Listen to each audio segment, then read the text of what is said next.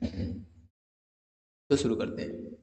तो करने क्या वाले हैं, करने ये वाले हैं कि 35 ईयर के लास्ट 35 ईयर के प्रीवियस ईयर के क्वेश्चन सारे सॉल्व करने वाले हैं। स्टार्ट होगा टीओसी से। टीओसी है ऑपरेटिंग सिस्टम है, डीबीएमएस, टीएलटी, जितने भी सारे के स्टार्ट करेंगे। अभी ऐसा भी नहीं कि मतलब बोल दिया है, हाँ स्टार्ट एक्चुअल में होने वाला है।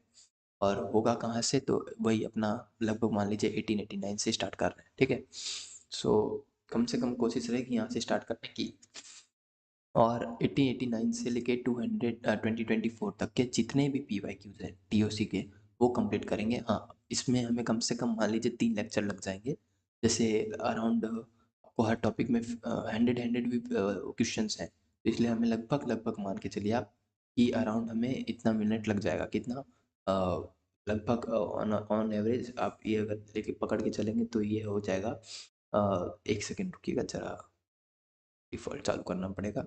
ऑन एवरेज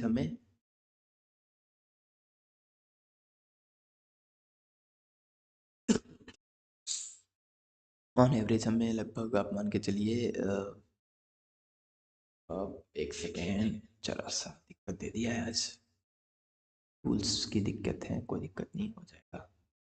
फिर कर लेते हैं और इसे कट कर देते हैं। ओके, तो पॉइंट ये है कि अराउंड हमें हर टॉपिक पे अराउंड 50 to 60 क्वेश्चन हम आराम से कर रहे हो, मतलब मिनिमम मिनिमम, इससे कम तो कर ही नहीं रहे होंगे, ठीक है। सो एक बार वापस चेक कर लेते हैं, जरा कुछ गड़बड़ी था। कभी कभी चिपकने लगता है सॉफ्टवेयर, तो बस यही लफड़ा है। ओके, एंड हम लोग OBS स्टूडियो पे देख लेते हैं क्या आ पाया है। तो window capture device, note, POC, okay, like we are okay, ठीक है। सो हम लोग स्टार्ट कर चुके हैं। स्टार्ट करेंगे पहला लेक्चर, पहला टॉपिक या पहला क्वेश्चन कह लीजिए। तो होगा क्या कि हम लोग लगभग लगभग हर क्वेश्चन सॉल्व करेंगे, उसका समझेंगे कि कैसे सॉल्व किया जाता है क्वेश्चन को, क्या क्या तरीका है सॉल्व करने का। इसके अलावा क्या क्या अलग अलग पर्सपेक्टिव है कि इस टाइप में और अलग अलग कितने क्वेश्चन आ सकते हैं, वो समझने की कोशिश करेंगे। तो स्टार्ट करते हैं पहला क्वेश्चन से। ये क्वेश्चन आया है 1889 में, 2 मार्क्स के लिए। अच्छा, ये जो क्वेश्चन है ये बहुत बार रिपीट हुआ है, इसलिए ये एक तरीके का टॉप मोस्ट क्वेश्चन है। हो सकता है इस बार ना आए, बट ये बहुत बार रिपीट हुआ है, इसके बेसिस पे क्वेश्चन आया है। तो क्वेश्चन क्या लिखा है कि हाउ मेनी सब स्ट्रिंग, इतने सब स्ट्रिंग है of all length inclusive can be form to a character string of a length n। इसका मतलब समझाने की कोशिश करते हैं। अच्छा, और आगे क्या लिखा है, assume all character to be a distinct, prove your answer. ये मतलब बहुत पुराना है, इसलिए इसमें प्रूव योर आंसर करके लिखा है, MCQ नहीं है। बट जैसे जैसे टाइम बीता आप बोलेंगे भैया इसका कोई करने का मतलब नहीं, लेकिन मतलब इसलिए है क्योंकि आज के ज़माने में यही क्वेश्चन आते हैं, बट इसमें हमें ऑप्शन दिया रहता है। तो मतलब कॉन्सेप्ट तो कोई जान ही रहा है, बस हमें क्वेश्चन में MCQ भी आ जा रहा है। तो बस ये वाली चीज़ है, MSQ आ जा रहा है। हो सकता है एक से ज़्यादा रॉन्ग हो, क्योंकि आप राइट में अगर एक बता रहे हो तो एक से ज़्यादा रॉन्ग हो सकता है। तो इस पे है। अब इसका मतलब क्या लिखा है आप समझने की कोशिश करिए। A character of string length n। तो मैं बोलता हूँ कि स्ट्रिंग है मेरे पास, मान लीजिए मैंने नाम दे दिया W, और वो उसका लेंथ कितना है, लेंथ है मान लीजिए 3। अब आपको एग्जांपल समझाएंगे, उसके हिसाब से चलेंगे कि भैया आपको ऐसा ना हो कि बस आंसर आ जाए, आपको मेथड पता चले कि इसको करना कैसे है। क्योंकि अगर आप दूसरी बार या तीसरी बार इसी क्वेश्चन को रिपीट करेंगे तो आपको जहन में उतर जाए कि भैया इसका आंसर तो देख के मार देंगे। तो मान लीजिए जब एक स्ट्रिंग है जिसका लेंथ है 3। अब वो जो लेंथ 3 है, ओके आज तो काफ़ी बार दिक्कत दे रहा है, वेट कर लेते हैं थोड़ा। ओके, तो इसमें देखिए, इसमें जैसे कि ये बात करते हैं लेंथ की, अगर मान लीजिए लेंथ 3 है तो मतलब मान लीजिए ABC। अब मैंने लेंथ 3 में ABC माना है, ध्यान दीजिएगा। जबकि यहाँ पे और अलग अलग फॉर्मेट हो सकते हैं, जैसे फॉर्मेट हो सकता है AAB, या फिर फॉर्मेट होगा AAA, मतलब तीनों सेम हो, या दो सेम हो, या एक भी सेम ना हो। ये 3 फॉर्मेट हो सकता है। Okay sorry. जब अगर तीनों सेम हो, अलग हो सकता है, दो सेम हो सकता है, ऐसा करके है। लेकिन अभी क्वेश्चन पूछा है डिस्टिंक्ट के लिए, तो हम लोग डिस्टिंक्ट से स्टार्ट करने की कोशिश करेंगे, ठीक है। तो अब डिस्टिंक्ट से स्टार्ट करते हैं। तो सबसे पहले समझते हैं कि जब बोलते हैं कि हाउ मेनी सब स्ट्रिंग ऑफ ऑल लेंथ की बात करें, मतलब डिफरेंट डिफरेंट लेंथ के स्ट्रिंग हो सकते हैं। तो अगर इस स्ट्रिंग के लिए मैं जीरो लेंथ की बात करूँ, कितने की, जीरो लेंथ की, कि भैया जीरो लेंथ स्ट्रिंग कौन से होंगे, तो जीरो लेंथ के जो स्ट्रिंग होंगे वो होंगे, वो हमारे हैं एप्सिलॉन। हर स्ट्रिंग में जीरो लेंथ स्ट्रिंग क्या है, एप्सिलॉन है। अगर हम लोग वन लेंथ की स्ट्रिंग की बात करें कि भैया वन लेंथ स्ट्रिंग क्या होंगे, तो इसमें ए हो सकता है, बी हो सकता है, सी हो सकता है। अगर मैं टू लेंथ स्ट्रिंग की बात करूँ तो ध्यान रखिएगा ये सब स्ट्रिंग की बात कर रहा है। तो यहाँ पे ए बी होगा ये वाला, और बी सी होगा ये वाला। अब ये मत बोलिएगा कि सी ए भी होगा, घूम के आएगा, नहीं घूम के नहीं आएगा, तो उसमें एक ए बी होगा, एक बी सी होगा, क्योंकि सब स्ट्रिंग की बात कर रहा है, तो सीक्वेंस में चलेगा। उसके बाद जब थ्री लेंथ की बात आएगी कि भाई थ्री लेंथ के कितने हैं, तो थ्री लेंथ के आपको मिल जाएंगे ए बी सी।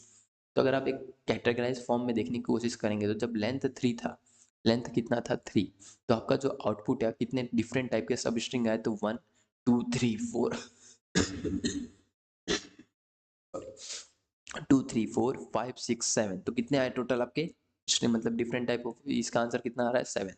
अब इसे आप समझिए कि इसे, अब आपको ये समझ में आ गया थ्री के लिए 7 है, फोर के लिए कितना होगा वो, अब आप चाहे तो इसे निकाल के कर सकते हैं, चाहे फोर के लिए करना हो तो मान लीजिए अगर इसी में आपने A B C D add कर दिया होता, तो इसमें क्या हो जाता है, एक डी एक्स्ट्रा हो जाता, इसमें क्या हो जाता है सी डी एक्स्ट्रा हो जाता, इसमें क्या हो जाता है ए बी सी डी हो जाता, और लास्ट वाले में क्या हो जाता है ए बी सी डी, ये हमारा फोर लेंथ का निकल जाता। अगर आप निकालना चाहते तो थ्री के लिए 7 है, तो फोर के लिए कितना आया, 4 + 3 + 2, 4 + 3 7 + 2 9 और 10 11, तो फोर के लिए कितना है 11, थ्री के लिए कितना है 7। अब भैया ठीक है, ये तो एक एक करके आप बता रहे हो, लेकिन जनरलाइज फॉर्म बताइए, तो उससे क्या हमें हेल्प होगा। तो जनरलाइज फॉर्म के लिए फॉर्मूला बनाना है, तो इसमें कुछ करने की जरूरत नहीं, पहले आप ध्यान से देखिए। अगर इसी को देखते हैं, तो पहले वाले में कितना आ रहा है 4, दूसरे वाले में आ रहा है 3, तीसरे वाले में आ रहा है 2, तीसरे चौथे वाले में आ रहा है 1। तो अगर आप ये उल्टा देखेंगे और इन सबको एडिशन, क्योंकि हम लोग सबको प्लस कर रहे हैं, तो ये कुछ ऐसा दिखता है, बन रहा है 1 + 2 + 3 + 4।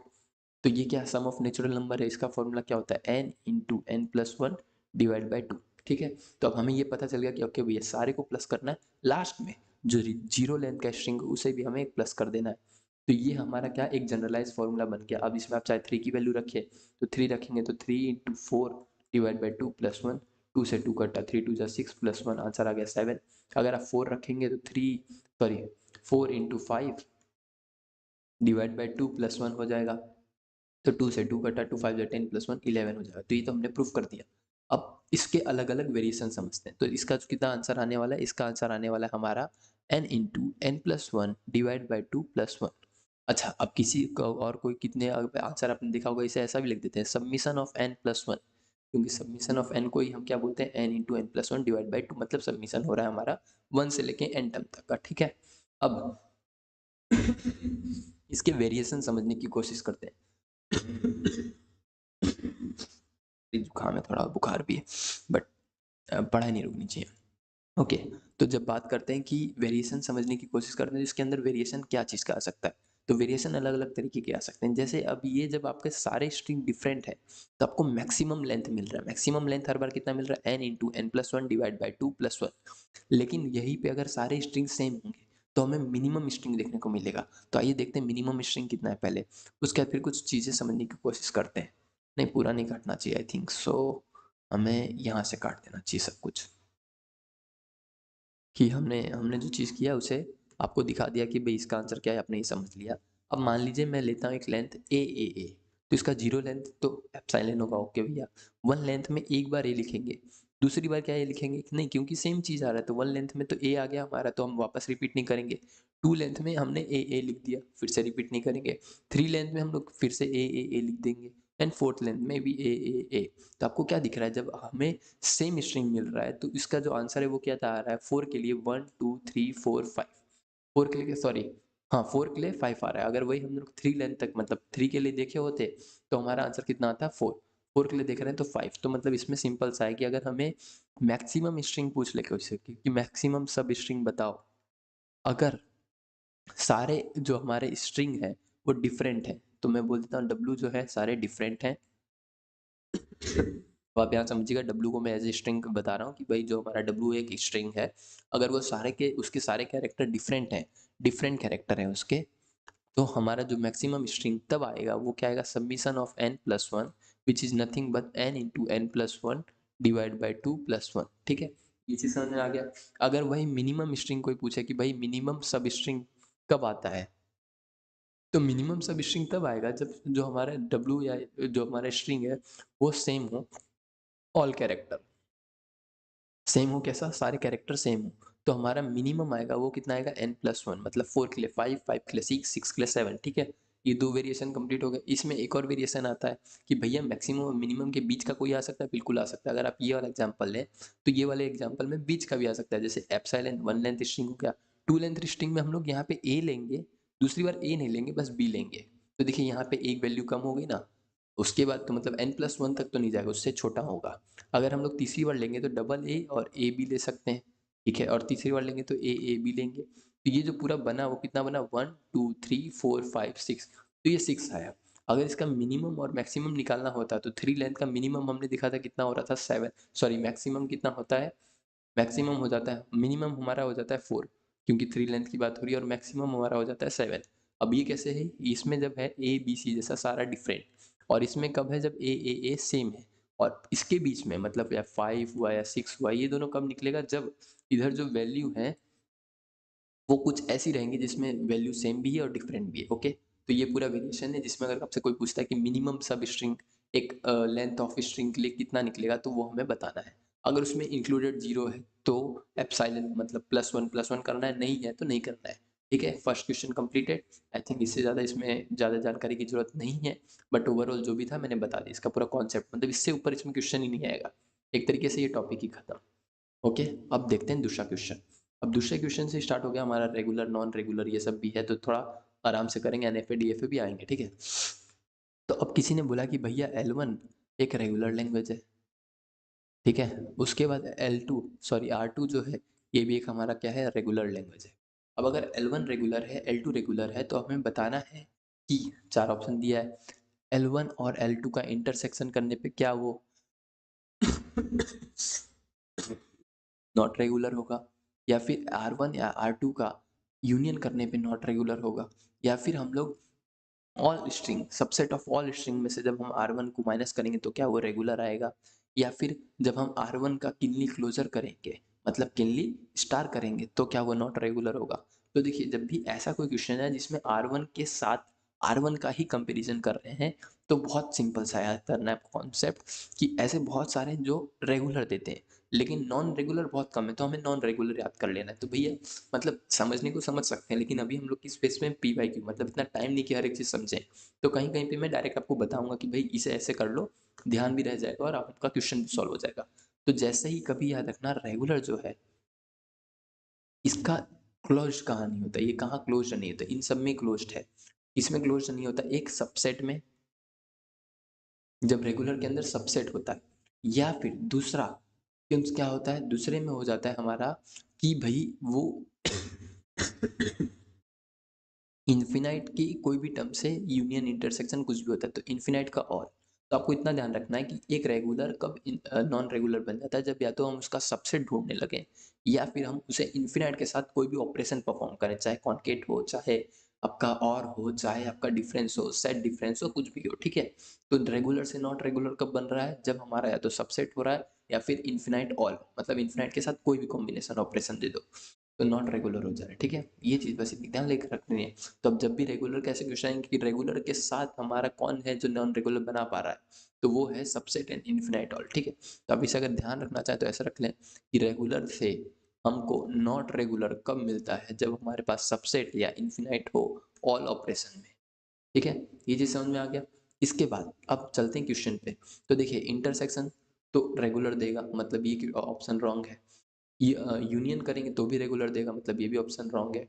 फिर R1 का किनली क्लोजर देंगे तो वो भी क्या देगा, हमें रेगुलर देगा, लेकिन इधर लिखा है नॉन रेगुलर, तो ये भी रॉन्ग है। अब माइनस करेंगे मतलब डिफरेंस करेंगे तो ऑफकोर्स वो भी क्या देगा, रेगुलर, तो इसका आंसर क्या होगा, रेगुलर। अब इसमें एग्जैक्टली आपको कितना टाइम लगना चाहिए, अगर आप एक बार पेपर में बैठे हैं, PYQ आपके सामने, मतलब ऐसा कोई क्वेश्चन होता है तो आपको याद हो चुका है कि भाई रेगुलर नॉन रेगुलर तभी होगा जब सबसेट या इन्फिनाइट के साथ कोई ऑपरेशन हो, बात खत्म, सीधा आंसर लगाए आगे बढ़ गया, ठीक है। चलते हैं थर्ड क्वेश्चन पे। ओके, थर्ड क्वेश्चन इंटरेस्टिंग है, थोड़ा सोचने वाला है और थोड़ा मजेदार भी है।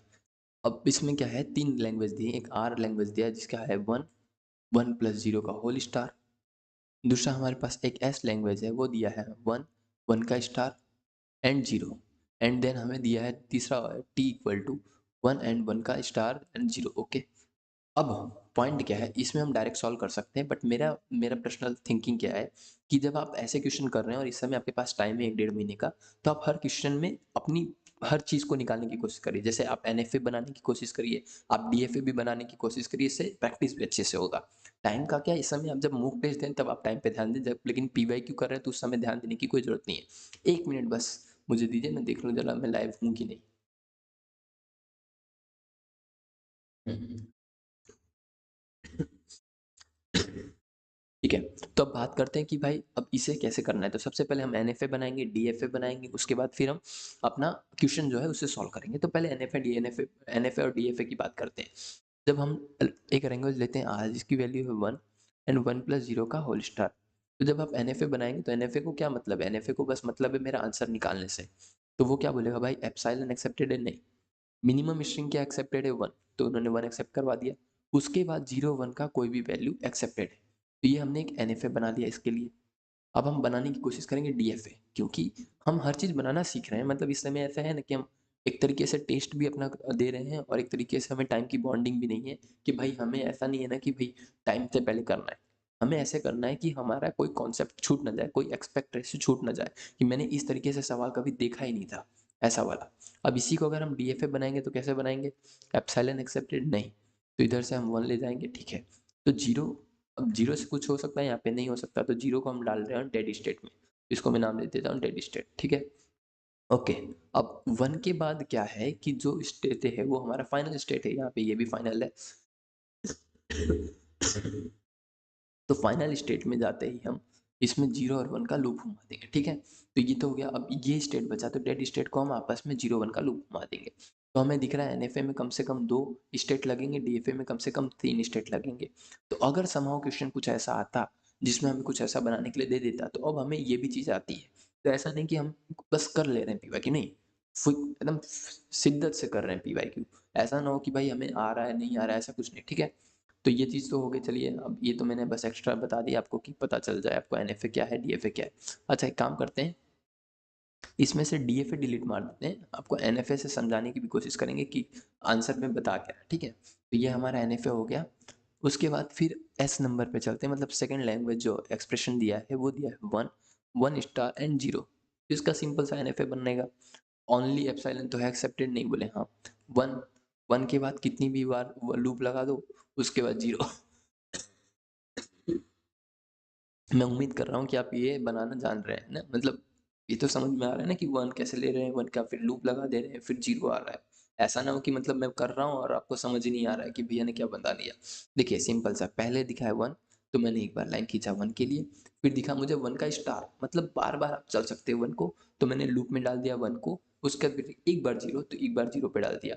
इसके बाद अपने को कोई फाइनल फाइनल नहीं करना, तो ये हमारा स्टेट हुआ। अब क्या हम इसके लिए डीएफए बना सकते हैं, तो देखते हैं भाई डीएफए कैसे बनेगा। सिंपल सा है, बस डीएफए में क्या होगा, इसके आगे ये डेड स्टेट में पहुंच जाएगा 0 1। इसमें 0 1 हो चुका है, इसमें से एक 0 वो भी डेड स्टेट में पहुंच जाएगा, ठीक है। बस इतना, सॉरी डेड स्टेट है ना, तो यही होगा और इसके अंदर भी 0 बना देगा। तो ये हमारा क्या हो जाएगा, डीएफए। तो मैंने एनएफए भी बना के दिखा दिया, डीएफए भी बना के दिखा दिया, कोई दिक्कत वाली बात नहीं है। फिर हम बात करते हैं टी पे। तो जो टी हमारा लैंग्वेज है वो क्या कहता है, 1 का स्टार एंड 0। तो हमारा जो मिनिमम लेंथ है वो कितना आना चाहिए, 0 तो होना ही चाहिए। तो आपको समझने की बात करनी पड़ेगी कि भाई मेरा, मैं जब भी 0 लिखूं तो मेरा फाइनल स्टेट बन जाए, सबसे पहली बात। अब 0 से पहले और क्या आ सकता है, तो 1 की कितनी भी बार रिपीट हो सकता है, तो 1 को कितनी बार भी रिपीट करवा दिया, कंप्लीट। अगर डीएफए बनाना है तो बस इसके आगे हम एक डेड स्टेट डाल देंगे, 0 1 लगा देंगे उसमें। मेरे हिसाब से ये तो समझ में आ रहा है आपको। आज बहुत खांसी है। तो 0 1 का हो गया, यहाँ से क्या 0 1 जाएगा और यहाँ से भी लूप में जाके 0 1 हो जाएगा। तो ये हमारा डीएफए हो गया, जो मतलब सिंपल है, कोई दिक्कत वाली बात नहीं। अब चलते हैं हम क्वेश्चन पे। तो अब देखिए इतना नॉलेज आ गया कि कम से कम भैया अगर ऐसे कोई क्वेश्चन आते थे जिसमें हम एनएफए डीएफए दोनों बना सकते हैं एक्सप्रेशन को देख के, तो ये चीज़ें आनी चाहिए। धीरे धीरे जैसे आप 50 70 100 एमसीक्यू करेंगे, 35 साल का एमसीक्यू करेंगे ना, तो आपको सारे क्वेश्चन के एक्सपेक्ट पता चल जाएंगे। अब जो नहीं देख रहा है वो ठीक है, मतलब जो देखने के लिए आ गया गलती से यहाँ तक देख लिया है या आगे पूरा देख रहा है, तो उसके लिए बहुत ज़्यादा हेल्प है, ठीक है। तो कंटिन्यू करते हैं। अब बात करते हैं कि भाई तीनों लैंग्वेज में इन्होंने सबसेट बताया, तो ऑफकोर्स कोई लैंग्वेज बड़ा है कोई लैंग्वेज छोटा है। तो आपको जनरल थिंकिंग कैसी आनी चाहिए, जब मैंने इसे फर्स्ट बार किया था तो मेरी थिंकिंग क्या थी वो बताने की कोशिश करता हूँ।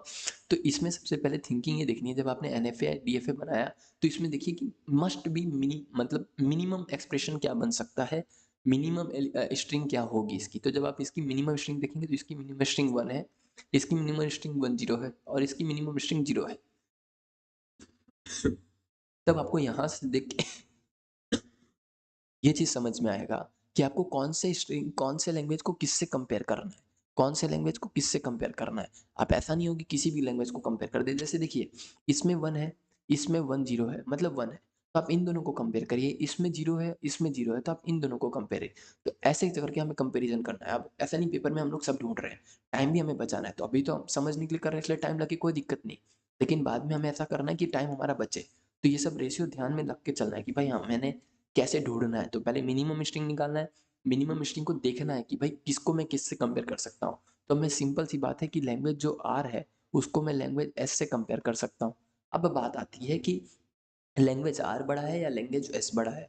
तो मुझे क्या दिख रहा है कि 1 के बाद लैंग्वेज आर बोलता है एनीथिंग, आप जो चाहो वो मैं जनरेट कर सकता हूँ, कुछ भी जनरेट कर सकता हूँ। और लैंग्वेज यस क्या बोलता है, लैंग्वेज यस बोल रहा है कि भाई 1, आप उसके बाद 1 कितनी भी time, any time, any time तो नहीं बोलेंगे, मोर देन 1 टाइम बोल सकते हैं, मोर देन 1 टाइम, और मोर देन और इक्वल टू बोल सकते हैं, इक्वल टू 0, मोर देन और इक्वल टू, मोर देन और इक्वल टू 1, एक मोर देन और इक्वल टू 0, 0 से कितनी बार भी मैं प्रोड्यूस करके लास्ट में मैं 0 डाल सकता हूँ। तो अब समझने की कोशिश करिए, जब यहाँ पे एक 1 आ गया, यहाँ से 1 आ गया, तो ये दोनों तो कट गए। अब ये बोल रहा है मैं 0 1 कितनी बार भी प्रोड्यूस कर सकता हूँ, कुछ भी वैल्यू प्रोड्यूस कर सकता हूँ। आप बस बोलो 0 1 का क्या कॉम्बिनेशन चाहिए, कितना वाला चाहिए। लेकिन ये क्या बोल रहा है, भाई मैं 0 के बाद 1 तो प्रोड्यूस ही नहीं कर सकता। तो ऐसे एक्सपेक्ट रेशियो, ऐसे समझना है टीओसी के क्वेश्चंस, नहीं तो आप पक्का रॉन्ग करके आएंगे। तो इसमें समझ में आ रहा है कि भाई ये वाला पक्का पक्का बड़ा है। अगर ये बड़ा है तो हम कह सकते हैं कि जो आर है वो हमारा कैसा है, आर बड़ा है और एस छोटा है, ये समझ में आ रहा है। तो जैसे ही होगा तो ऐसा निशान लगा देना, जो बड़ा है उसकी तरफ सी घूम जाएगा, मतलब ये आपको ध्यान रखना है, सबसेट हो गया, सुपर सेट हो गया, ऐसा करके। तो इसे हम सब पढ़ेंगे कि एल आर जो लैंग्वेज आर है वो सुपर सेट है एस का, और या फिर अगर उल्टा पढ़ना चाहो तो ऐसा पढ़ लें, लैंग्वेज जो एस है वो सबसेट है लैंग्वेज ऑफ आर का। तो यहाँ तक तो समझ में आता है। उसके बाद दूसरा समझते हैं, इन दोनों में कंपेरिजन करते हैं। तो जो लैंग्वेज एस है उसे लैंग्वेज टी से कंपेयर करना है। तो इसमें तो हमें क्या दिख रहा है कि लैंग्वेज टी जो है वो क्या बोलता है कि एनीथिंग, लेकिन 1 के लिए एनीथिंग मतलब कितनी भी बार करो, उसके बाद आखिरी में मैं 0 दे दूंगा। ठीक है, जब आप इसकी बात करते हैं तो ये 1 और 1 साइलेंट, उसके बाद 0, देखिए 0 तो इसमें भी है, तो ये दोनों तो कट गया। ये क्या बोल रहा है, मैं 1 कितनी बार भी दे सकता हूँ, 0 बार भी दे सकता हूँ, मतलब एप्सिलॉन भी प्रोड्यूस कर सकता हूँ। इसके अलावा 1 1 1 1, मतलब ये डायरेक्टली इनडायरेक्टली 1 स्टार प्रोड्यूस कर रहा है। लेकिन जब इसकी बात करेंगे तो मान लीजिए इसे एप्सिलॉन रखा भी तो ये 1, मतलब ये मिनिमम कितना 1 मिनिमम दे सकता है, इसमें मिनिमम में 0 दे सकता है, लेकिन ये मिनिमम में कितना दे सकता है 1। 1 के बाद कितनी भी दे सकता है, 2 3 4 5 6 7 8 सब दे सकता है, लेकिन मिनिमम इसका कितना आने वाला है 1, और इसके मिनिमम कितना आने वाला है 0। मतलब इसमें 1 तो होगा ही, 2 भी है, मतलब इसमें सारे 1 से लेकर जितने भी हैं सारे इसमें तो हैं, लेकिन इसमें एक एप्सिलॉन एक्स्ट्रा है। तो ये दोनों स्ट्रिंग में, इसमें और इसमें क्या फ़र्क है कि इसमें एप्सिलॉन एक एक्स्ट्रा है, मतलब इसमें हमें एप्सिलॉन भी दे रहा है। अगर एप्सिलॉन नहीं दे पा रहा है इसमें, और इसमें एप्सिलॉन दे रहा है, मतलब उस वे में, क्योंकि अगर आप 0 0 को कट कर चुके हैं, अभी आप इसमें मत देखिए, आपको लगेगा भाई इसमें तो एप्सिलॉन है नहीं, इस हिसाब से नहीं। जब हम इस तरीके से कंपेयर कर रहे हैं कि 0 0 को कट कर दिया तो 0 0 तो सेम हो गया, इसलिए कट कर दिया, तो ये क्या दे पा रहा है 1 प्लस, और ये क्या दे रहा है 1 स्टार, मतलब ये एप्सिलॉन भी प्रोड्यूस कर रहा है, ये एप्सिलॉन प्रोड्यूस नहीं कर पा रहा है। तो अब कौन सा बड़ा हो गया, ऑफकोर्स टी बड़ा हो गया। तो हम जैसे टी बड़ा हुआ हम ये कहेंगे कि एल ऑफ एस जो है वो ग्रेटर सबसेट है एल ऑफ टी का, या सुपर सेट भी कह सकते हैं, वाइस वर्सा आपके हिसाब से। तो ऑप्शन 1 देखते हैं, L of S is greater than L of R and L of S is greater than L of T, ये राइट है। अच्छा एमसीक्यू हो सकता है, मल्टीपल चॉइस क्वेश्चन हो सकता है, एमएसक्यू भी हो सकता है, तो मुझे कोई आइडिया नहीं क्योंकि इस पे कहीं लिख के नहीं आया है। ठीक है, फिर L of R is greater than L of S, मतलब of course it is a subset sign, so no it is wrong. L of s is a subset of L of t, yes. L of s is subset of L of r, okay good, ये भी मतलब same ही है, दोनों दोनों same है ये तो। उसके बाद L of t is a subset of L of s, तो ये तो रॉन्ग हो गया यहाँ पे। ठीक है, तो हम लोग 1.3 कंप्लीट कर चुके हैं, हम चलते हैं 1.4 पे। अब धीरे धीरे चल रहे हैं, इसका रीज़न ये है कि समझाने की कोशिश कर रहे हैं हर एक रेशियो, कि भाई रेशियो बोल बार बार बार आज दिमाग से निकल रहा है कि हर एक तरीके से कैसे सॉल्व किया जा सकता है क्वेश्चन। अब जैसे इसे करने को 1 मिनट में बता के चले जाएं आगे कि भाई ये दोनों जो है ये इस तरीके से फॉर्म होते हैं और इस तरीके की इक्वल्ड है, लेकिन समझाने का एक वे है, क्योंकि आपको हर एक चीज़ समझ में आए उस हिसाब से चलेंगे। अब जैसे अब ये क्वेश्चन, इसमें से कौन सा रेगुलर एक्सप्रेशन हमें को बताना है ट्रू है कि नहीं है। तो सबसे पहले मैं चाहूँगा कि हम लोग यहाँ से स्टार्ट करें, इसका कुछ रीजंस है, आपको धीरे धीरे समझ में आएगा। तो पहला एक्सप्रेशन हमको दिखने को मिला है इसमें आर स्टार एस स्टार। अब इसका क्या मतलब होता है समझते हैं पहले। तो अगर आपको दो चीज़ें आ गई टी में, तो आप मतलब एक तरीके से कह लीजिए आप अच्छे अच्छे से क्वेश्चन बना सकते हैं। सबसे पहला, कोई भी एलिमेंट, कोई भी स्ट्रिंग या फिर कोई भी एक्सप्रेशन का सबसे मिनिमम स्ट्रिंग क्या होगा ये बताना है। अगर आपने ये बता लिया तो उसके बाद आपको बहुत सारी चीज़ें आसान हो जाती हैं। तो सबसे पहले हमें क्या आना चाहिए, मिनिमम स्ट्रिंग निकालना। अब इसका मिनिमम स्ट्रिंग, इसमें अगर हम जीरो रखें तो एप्सिलॉन, एप्सिलॉन तो मतलब हमें मिनिमम एप्सिलॉन मिल सकता है, ठीक है। उसके अलावा हम क्या लिख सकते हैं, अगर इसे अगर हम एप्सिलॉन रख दें तो हमें आर स्टार पूरा मिल सकता है, बोले हाँ। अगर हम इसे पूरा रख दें एप्सिलॉन तो हमें एक एस स्टार मिल सकता है, बिल्कुल। उसके अलावा अगर हम और कुछ रखें तो हमें आर प्लस एस प्लस मिलेगा। अब मैंने इधर स्टार क्यों नहीं लिखा, इसका मतलब समझाने की कोशिश करता हूँ। अगर दोनों में स्टार है या एक में स्टार है एक में प्लस है तो ये तीनों फॉर्म है और ये चौथा फॉर्म है। तो इसका मतलब ये चारों होता है। आपको ऐसे में से कुछ भी चाहिए तो मिल जाएगा। डन, समझ में आया? अगर समझ आ रहा है तो समझ में, अगर नहीं आ रहा है तो आप उसे वापस से कंज्यूम करने की कोशिश करिए कि भैया आर स्टार एस स्टार था, दोनों एप्सिलॉन तो वैल्यू तो मिनिमम हो गई एप्सिलॉन। मान लीजिए अगर मैं एक को एप्सिलॉन करता हूँ तो दूसरा आर स्टार, अगर आर स्टार को एप्सिलॉन में बदलता हूँ तो एस स्टार, और अगर दोनों को नहीं बदलता हूँ तो मैं ऑफकोर्स जीरो जीरो तो नहीं दे सकता, जीरो से ऊपर की कोई वैल्यू देनी पड़ेगी।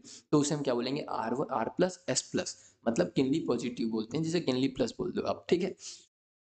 उसके बाद आपको दूसरा आता है इसी में, वो आता है R star plus S star. अब दोनों में फर्क समझिए, इसमें क्या था, एंड कंडीशन, मतलब ये भी लेना है ये भी लेना है। इसमें क्या, या तो ये ले लीजिए या तो ये ले लीजिए। सबसे बड़ी बात, जब भी और कंडीशन देखिए आपको ये चीज़ ध्यान होना चाहिए।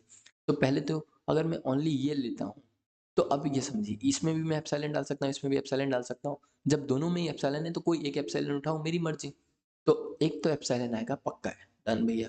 दूसरा एक आ सकता है पूरा आर स्टार, मतलब मैंने उस वाले को एप्सिलॉन ले लिया था तो इसमें से मैंने आर स्टार उठा लिया, या फिर लेने की भी जरूरत नहीं, मैंने इधर से आर स्टार उठाया, ठीक है। दूसरा आ सकता है एस स्टार, एस स्टार आ गया। तो देखिए अब इससे ज्यादा इसमें कुछ नहीं आ सकता। इसका मतलब रीजन क्या है मैं बताने की कोशिश करूं, या तो आप ये उठाएंगे या तो ये उठाएंगे, हाँ।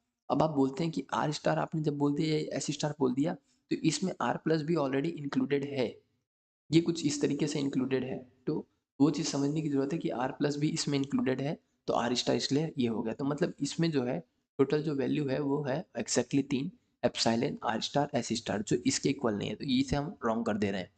जब नंबर चलते हैं सी पे, सी क्या बताता है भाई, आर प्लस एस का होल स्टार। अब इसका मतलब तो ये होता है कि एनीथिंग, या फिर इसे कह लीजिए कि all string are generated from this expression. तो जब भी आपको ऐसा एक्सप्रेशन दिखे, मान लीजिए सब है, तो सब है तो इस तरफ हम कंपेयर करते हैं। अब इस तरफ तो हमने देखा था कि इस तरफ तो हमारा ये भी नहीं आ पा रहा है। अगर इस तरफ ये भी नहीं आ पा रहा है तो मतलब ये भी क्वेश्चन रॉन्ग है, डेफिनेटली। जब दो रॉन्ग हो गए, अब बचा हमारे पास एक ए और एक बी। तो अगर ए और बी में से आप किसी को भी ध्यान से देखना चाहें तो आप देख सकते हैं, बट अगर मैं बता दूं जो बी है वो हमारा डायरेक्ट फॉर्म है, इसका मतलब तो एनीथिंग होता है। अब इसको देख लेते हैं, आर स्टार एस स्टार का होल स्टार। अब एनीथिंग का मतलब क्या होता है आपको समझाने की पहले कोशिश करते हैं। इसमें आपको एप्सिलॉन मिल जाएगा, इसमें आपको आर स्टार मिल जाएगा प्लस, इसमें आपको एस स्टार मिल जाएगा, इसमें आपको आर प्लस एस प्लस मिल जाएगा, इसमें आपको एस प्लस आर प्लस मिल जाएगा। मतलब एस के बाद आर ले सकते हैं, आर के बाद एस ले सकते हैं, ये भी ले सकते हैं। इसके अलावा इसमें आर के, अब देखिए जिसमें आर के बाद एस के बाद आर ले सकते हैं, उसमें अब आप ये मत बोलिएगा कि भैया आर के बाद एस के बाद आर ले सकते हैं, बिल्कुल ले सकते हैं। एस के बाद आर के बाद एस ले सकते हैं, बिल्कुल ले सकते हैं। तो इसमें हर एक पॉसिबिलिटी है। अब हम इसमें चेक करते हैं क्या हमें हर एक पॉसिबिलिटी मिल पा रहा है कि नहीं। तो सबसे पहले बात करेंगे एप्सिलॉन, इधर जीरो रखा, बाकी सबका कोई मतलब नहीं, सबको जीरो जीरो रख के एप्सिलॉन कर दिया, बात खत्म, ठीक है। उसके बाद अब हमें चाहिए आर स्टार। क्या आर स्टार मिल सकता है, मैं इसको एप्सिलॉन रखूंगा, आर स्टार मिल गया, ठीक है, कोई दिक्कत नहीं। उसके बाद जब वन रखा तभी मिल गया, हाँ ज़्यादा रखने की जरूरत ही नहीं। अगर मुझे एस स्टार चाहिए तो बिल्कुल, अगर मैं इसको एप्सिलॉन रख दूँ तो एस स्टार मिल जाएगा, डन, कोई दिक्कत नहीं सर। उसके बाद बात करते हैं, दो तीन चीज हो गई, अब मुझे चाहिए आर प्लस एस प्लस। तो इसमें अगर मान लीजिए मैं वैल्यू रखता हूँ वन, तो ये कुछ ऐसा दिख रहा है, आर स्टार एस स्टार। अब आर स्टार एस स्टार है, अगर मैं इसमें जीरो ना रख के, जीरो से बड़ी मतलब जो ये मान लीजिए कि इधर जो भी वैल्यू उसे मैं ग्रेटर देन इक्वल टू 1 रखूँ, तो इसे क्या मैं आर प्लस एस प्लस बोल सकता हूँ? बिल्कुल बोल सकते हैं भैया। तो इसमें से मेरे को मिला आर प्लस एस प्लस, ठीक है। अब अगर मुझे एस प्लस आर प्लस चाहिए, देखिए एस प्लस आर प्लस चाहिए, तो मैं क्या करूँगा, मैं इसको ही एक और बार लिखूँ, मतलब ये 1 की जगह इसकी वैल्यू रख दूंगा इक्वल टू 2, ठीक है। अब मैं 2 रखा तो मतलब एक टाइम ये आएगा, दूसरे टाइम हमारा ये आएगा, ठीक है। हाँ, थोड़ा डायग्राम अच्छा बन ओके। अब देखिए आपने बोला कि भैया एस प्लस आर चाहिए, तो मैं क्या करूँगा, अब इसकी वैल्यू 1 नहीं 0 से स्टार्ट करेंगे। अब मेरे को जो रखना है उस हिसाब से मैं रखूँगा, मतलब अपने डिपेंडेंसी के हिसाब से रखेंगे, क्या ये हम बना सकते हैं कि नहीं। तो इसमें हमें चाहिए एस प्लस आर प्लस, तो मैं इसको रख दिया 0, एप्सिलॉन से ख़त्म कर दिया, तो इधर क्या बचा भैया, एस स्टार बच गया। अब यहाँ पे मैंने आर प्लस को रखा और इसको मैंने क्या कर दिया, 0 से कर दिया। तो अब देखने को मिल रहा है मेरे को एस प्लस आर प्लस मिल रहा है। एक्चुअल में एप्सिलॉन एस के आगे स्टार रहेगा, एस स्टार आर स्टार है, बट अगर उसमें मैं आर की जो स्टार की वैल्यू उसे ग्रेटर देन और 1 रखूँ, तो इसे मैं एस प्लस आर प्लस भी कह सकता हूँ। तो हाँ, मुझे एस प्लस आर प्लस भी मिल गया। अगर मुझे ये दोनों मिल गया तो मतलब मैं कोई भी कॉम्बिनेशन दुनिया का बना सकता हूँ। तो इसे मैं ये कह सकता हूँ कि ये वाला इसके इक्वल है, ठीक है। बाकी सब तो ठीक है, बात की बात है। तो ये तरीका है समझने का। अब बात करते हैं इसकी। तो ये जो क्वेश्चन है बहुत पुराना है, बट या we will try to cover it up. अब देखिए, अब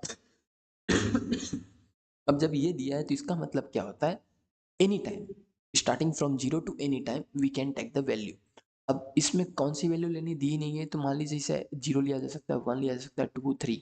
तो अगर आप r का मल्टीप्लाई 0 में करते हैं तो हमें एप्सिलॉन मिल जाएगा या 0 मिल जाएगा, ठीक है। क्या मिलेगा, 0। दूसरा r का मल्टीप्लाई अगर आप 1 में करते हैं तो हमें क्या मिलेगा, r। r का मल्टीप्लाई 2 में करते हैं तो 2r, और आपको पता है कि ये वो चीज़ नहीं है, ये आर स्क्वायर है, r की पावर 3 है, तो which is not equal to, तो मतलब ये भी आंसर हमारा रॉन्ग है, ठीक है। तो मैं समझता हूँ कि ये भी हो गया हमारा। अब चलते हैं क्वेश्चन नंबर 5 पे। लेट लग रहा है, ऑफकोर्स 34 मिनट ऑलरेडी बीत चुके हैं, बट अब पीवाईक्यू कर रहे हैं तो फुर्सत से करना पड़ेगा ना, ऐसा तो है नहीं कि बस कर दिया। ऐसा होना चाहिए कि भाई किया तो हमेशा याद रह गया, ठीक है। अब देखते हैं, ये 1994 का क्वेश्चन आया है कि स्टेट ट्रू एंड फॉल्स बताना है, 1 लाइन एक्सप्लेनेशन है कि a finite state machine can be design to add to integer of any arbitrary length arbitrary number of a digit. अब इसमें समझने की दो बात है कि जो फाइनाइट स्टेट मशीन है उसे इन्होंने क्या बोला कि आप दो इंटीजर का ऐड कीजिए, एक इंटीजर ये है प्लस एक इंटीजर ये, इन दोनों को ऐड कीजिए, और वो भी कैसे, उसका जो लेंथ है, लेंथ आर्बिट्ररी होना चाहिए, आर्बिट्ररी मतलब बड़ा लेंथ कॉस। तो जब आर्बिट्ररी लेंथ की बात आ गई, आर्बिट्ररी लेंथ की बात जब आ गई, तो इसका मतलब आपको ये समझ में आना चाहिए कि भैया अगर हम आप जब अभी चौकोमौसी हीरा की जो भी बोलते हैं उसे वो पढ़ेंगे, जब आप चौकोमौसी हीरा की, आई थिंक यस, हाँ चौकोमौसी हीरा की होता है। तो जब आप वो पढ़ेंगे तो आपको समझ में आएगा कि टाइप 2 लैंग्वेज क्या है, टाइप 3 लैंग्वेज क्या है, टाइप 0 लैंग्वेज क्या है, टाइप 1 टाइप 2 हर एक समझ में आएगा। तो आपको उसमें देखने को मिलेगा जो फाइनाइट स्टेट मशीन है, जिसके अंदर हम रेगुलर ग्रामर की बात कर रहे हैं, रेगुलर एक्सप्रेशन की बात कर रहे हैं, उसमें मेमोरी की रिक्वायरमेंट होती नहीं है, ठीक है। अब जब हम पीडीए की तरफ जाते हैं तो हमें एक स्टैक की रिक्वायरमेंट होती है, उसका फिर हमें टैब की रिक्वायरमेंट होती है, तो ये सारी चीज़ें होती हैं, बट हमें क्योंकि हम रेगुलर एक्सप्रेशन या रेगुलर लैंग्वेज की बात कर रहे हैं, तो हमें जब फाइनाइट स्टेट ऑटोमेटा बनाते हैं, एनएफए या हुआ डीएफए, तो उसमें मेमोरी नहीं होता। अब मेमोरी नहीं है तो एन लेंथ या फिर बहुत बड़ी लेंथ की आप एडिशन नहीं कर सकते, क्योंकि आपको उसके लिए मेमोरी होल्ड करना पड़ेगा उतना डेटा। तो इसका आंसर आएगा फॉल्स, क्योंकि हम इसमें मेमोरी होल्ड नहीं कर सकते। पुराना क्वेश्चन है, क्या पता समाओ आ जाए, इसलिए इसे भी कर लेना अच्छा है। ओके, अब ये क्वेश्चन मैं इसका आंसर बताऊंगा नहीं, क्योंकि अब आपको खुद करना है। क्या लिखा हुआ है, the number of substring of all length inclusive that can be form from the character string of length N. क्या देखा देखा सा लग रहा है, submission of N plus one, या फिर बोल दिया, चलिए अब बोल देते हैं N into N plus one divide by two plus one. Exactly question number 1 के बराबर है, सेम है। अब ये कब आ गया, 1994 में। वो कब पूछा गया था, 89 में आई थिंक, सॉरी 1989 में पूछा गया। अब उसी को क्वेश्चन को रिपीट किया गया 1994 में। तो 5 साल में एक क्वेश्चन तो रिपीट ही हो रहा है भाई। अगर आप 35 साल पढ़ोगे तो मतलब आप लगभग कितना, मतलब आप कम से कम 10 क्वेश्चन तो मान के चलिए आपका रिपीट हो जाएगा, जितना अगर आपने सारे पीवाईक्यू हर एक सब्जेक्ट के कर लिए, जितना मैं करा रहा हूँ यहाँ पे। फरवरी 1 से पहले जितने पीवाईक्यू किए उसमें गारंटी है कि आप कम से कम 10 क्वेश्चन ऐसे होंगे जो आपने देखे होंगे या आपने किए होंगे पीवाईक्यू, वही क्वेश्चन आया होगा, बस उसमें एक दो वैल्यू चेंज होगी, जिसे आप देख के आंसर लगा देंगे। मतलब 10 क्वेश्चन 10 मिनट में करके आ रहे होंगे। उसके बाद फिर आपके 170 मिनट आपको 55 क्वेश्चन करने हैं, जैसे आप करें आराम से करें। तो मतलब ये कंडीशन है। चलते हैं नेक्स्ट क्वेश्चन पे। ओके अभी अच्छा है, regular expression for the language recognised by the finite automata. अब इसमें क्या कौन सा एक्सप्रेशन जनरेट हो रहा है वो हमें बताना है। तो बहुत सिंपल है, मैं इसे ये कहता हूँ कि जब भी लूप घूम रहा है तो आप उसे 0 स्टार लगा दीजिए। फिर उन्होंने बोला एक कदम आगे जाना है, तो एक कदम आगे के लिए 1 लगा दिया। फिर उन्होंने बोला 1 का होल स्टार घूम रहा है, तो 1 का होल स्टार घुमा दिया। उसके बाद इन्होंने बोला 0 के आगे मतलब 1 के बाद कुछ भी हो तो उसे काट दो, ठीक है? बोले बिल्कुल। तो काट दिया, तो इसे हम एक्चुअल में क्या कह सकते हैं? इसे हम कह सकते हैं 0 का स्टार 1 प्लस ये कह सकते हैं। और हम ये चीज़ बोल सकते हैं कि भाई अब इसमें कोई पूछ ले, अब इसी में वेरिएशन आएगा कि भाई मिनिमम स्ट्रिंग क्या होगी, तो मिनिमम स्ट्रिंग 1 होगा। 1 के बाद क्या 0 आ सकता है? बिल्कुल नहीं आएगा। तो ये इसका आंसर है। इसका आंसर क्या होगा? 0 स्टार 1 1 प्लस। और अगर आप चाहें तो इसे किसी और तरीके से क्या लिखा है? Recognise by the finite automata regular expression. तो ये हमारा एक्सप्रेशन होगा, या फिर हमारा एक्सप्रेशन हो सकता है 1 प्लस। 1 प्लस क्योंकि ये अगर हमें एप्सिलॉन दे भी देगा तो हमें एक 1 तो मिनिमम मिलेगा, इसलिए 1 प्लस, ठीक है? चलते हैं नेक्स्ट क्वेश्चन पे, फटाफट भी थोड़ा कोशिश करेंगे चलने की। ओके अब ये लैंग्वेज एक दिया हुआ है, लैंग्वेज अभी क्या लैंग्वेज है उसे समझने की कोशिश नहीं करेंगे, हमें क्वेश्चन कैसे करना है वो समझाने की कोशिश करेंगे। तो भाई देखो, हम डायरेक्ट आंसर निकाल सकते हैं इसमें with the help of question जो दिया है और ऑप्शन के हिसाब से, बट हम हर एक तरीका सीखेंगे कि किसे कैसे समझा जाता है। तो पहला लैंग्वेज उन्होंने दिया है कि एक लैंग्वेज जिसमें एक्स एन है वाई एन है और हमें बोला है एन की वैल्यू ग्रेटर देन और इक्वल टू 1 है। इसका मतलब थोड़े आप खुद से, जैसे ही आपको लैंग्वेज दिखे आप खुद से एक दो स्ट्रिंग क्रिएट करने की कोशिश करिए। तो उससे क्या होगा, आपके माइंड में ये चीज़ समझ में आएगा कि भाई कौन कौन सा स्ट्रिंग वैलिड है, कौन कौन सा स्ट्रिंग नॉट वैलिड है, या आपको क्या क्या ढूंढना है, आपको क्या क्या नहीं ढूंढना है। तो ये जब कॉन्सेप्ट समझ में आएगा तो मजा आ जाएगा कि हाँ भाई कुछ समझ में आ रहा है, ठीक है? ओके ओके सो समझने की कोशिश करते हैं कि कौन कौन सा स्ट्रिंग इसमें से निकल रहा है। तो जैसे हमने n की वैल्यू 1 रखी तो आंसर आया एक्स वाई। जब हमने n की वैल्यू 2 रखी, n की वैल्यू 1 पे, n की वैल्यू जब हमने 2 रखी तो आंसर आया एक्स एक्स वाई वाई। जब हमने n की वैल्यू 3 रखी तो आंसर आया X x x Y Y Y, ठीक है? तो इससे हमें क्या समझ में आ रहा है कि भाई जो n की वैल्यू है वो आ रही है इस सिंगल के लिए एक्स वाई, फिर double x x x Y y, मतलब number of x is equal to number of y, यही चीज आपको समझ में आना चाहिए। अब ये तीनों को आप सॉर्ट आउट करने की कोशिश करिए। तो देखिए मैं ऐसा नहीं कि मैं होल्ड करूंगा, मैं लाइव चल रहा हूँ, भले आपको वीडियो सेक्शन में मिलेगा। तो जब आप खुद से पहले एक बार प्रैक्टिस करिएगा, स्टॉप करिए वीडियो, प्रैक्टिस करिए, नहीं हो रहा तो फिर मैं तो बैठा है समझाने के लिए, लेकिन खुद से प्रैक्टिस करिए क्योंकि मैं तो प्रैक्टिस कर ही ले रहा हूँ, साथ साथ में अब आपको भी प्रैक्टिस करना है। तो ऐसा नहीं कि बस आपने देख लिया तो आपका प्रैक्टिस नहीं हो पाएगा, आपको खुद से करना पड़ेगा। तो देखिए पहला जो एग्जाम्पल है वो है ई। अब ये क्या है? ई मतलब एक नॉन टर्मिनल है जो खत्म होता है एक terminal, then non terminal, then terminal पे, या फिर डायरेक्टली खत्म हो जाता है टर्मिनल टर्मिनल पे। आपको सिंपल एकदम भाषा में समझाने की कोशिश करता हूँ। तो इस लैंग्वेज को बनाते कैसे, एक रेगुलर एक्सप्रेशन में यार एक स्ट्रिंग कैसे क्रिएट करते हैं, इससे वो हम देखने की कोशिश करते हैं। तो इसे लिखना किसी तरीके से कि भाई ई से मैं क्या क्या जनरेट कर सकता हूँ। ई से मैं 3 चीज जनरेट कर सकता हूँ, एक्स ई वाई। अब बात आती है कि भाई मुझे 1 लेंथ के लिए करना है, तो मैं ई को सीधा सीधा एक ही बार सब्स्टिट्यूट करूंगा एक्स वाई। तो मतलब मैं इसे भूल जाऊंगा, मैंने ई को सब्स्टिट्यूट किया, आंसर आ गया एक्स वाई। तो जब n इक्वल टू 1 था तो आंसर क्या आ गया? X Y. अब उसके बाद जब मान लीजिए मुझे दूसरी n की वैल्यू 2 चाहिए, तो मुझे 2 बार सब्स्टिट्यूशन करना पड़ेगा। तो पहली बार मैं ये ही सब्स्टिट्यूट करूंगा क्योंकि 2 बार सब्स्टिट्यूट करना है, तो मुझे वापस एक नॉन टर्मिनल चाहिए। तो नॉन नॉन टर्मिनल मिल गया। बोले बिल्कुल भैया।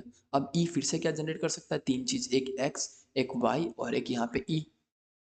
लेकिन मैं अभी आपको 2 के लिए समझा रहा हूँ, इसलिए मैंने ई अभी लिखा नहीं है, ठीक है? तो अब वापस से कोई पूछेगा कि भाई वापस से क्या आंसर आया, तो आपको नीचे से ऐसे ऊपर जाना है, ठीक है? ध्यान रखिएगा, एक्स एक्स वाई वाई। तो आपका एन इक्वल टू 2 पे क्या है? एक्स एक्स वाई वाई, ठीक है भैया? एन इक्वल टू पे क्या है? X x Y Y. अब आपको लगभग लगभग देख के समझ में आ रहा है कि भाई ये दोनों स्ट्रिंग सेम है। जैसे अब थर्ड नंबर रखेंगे, फिर से वही आएगा एक्स एक्स वाई वाई और इधर आ गया 3।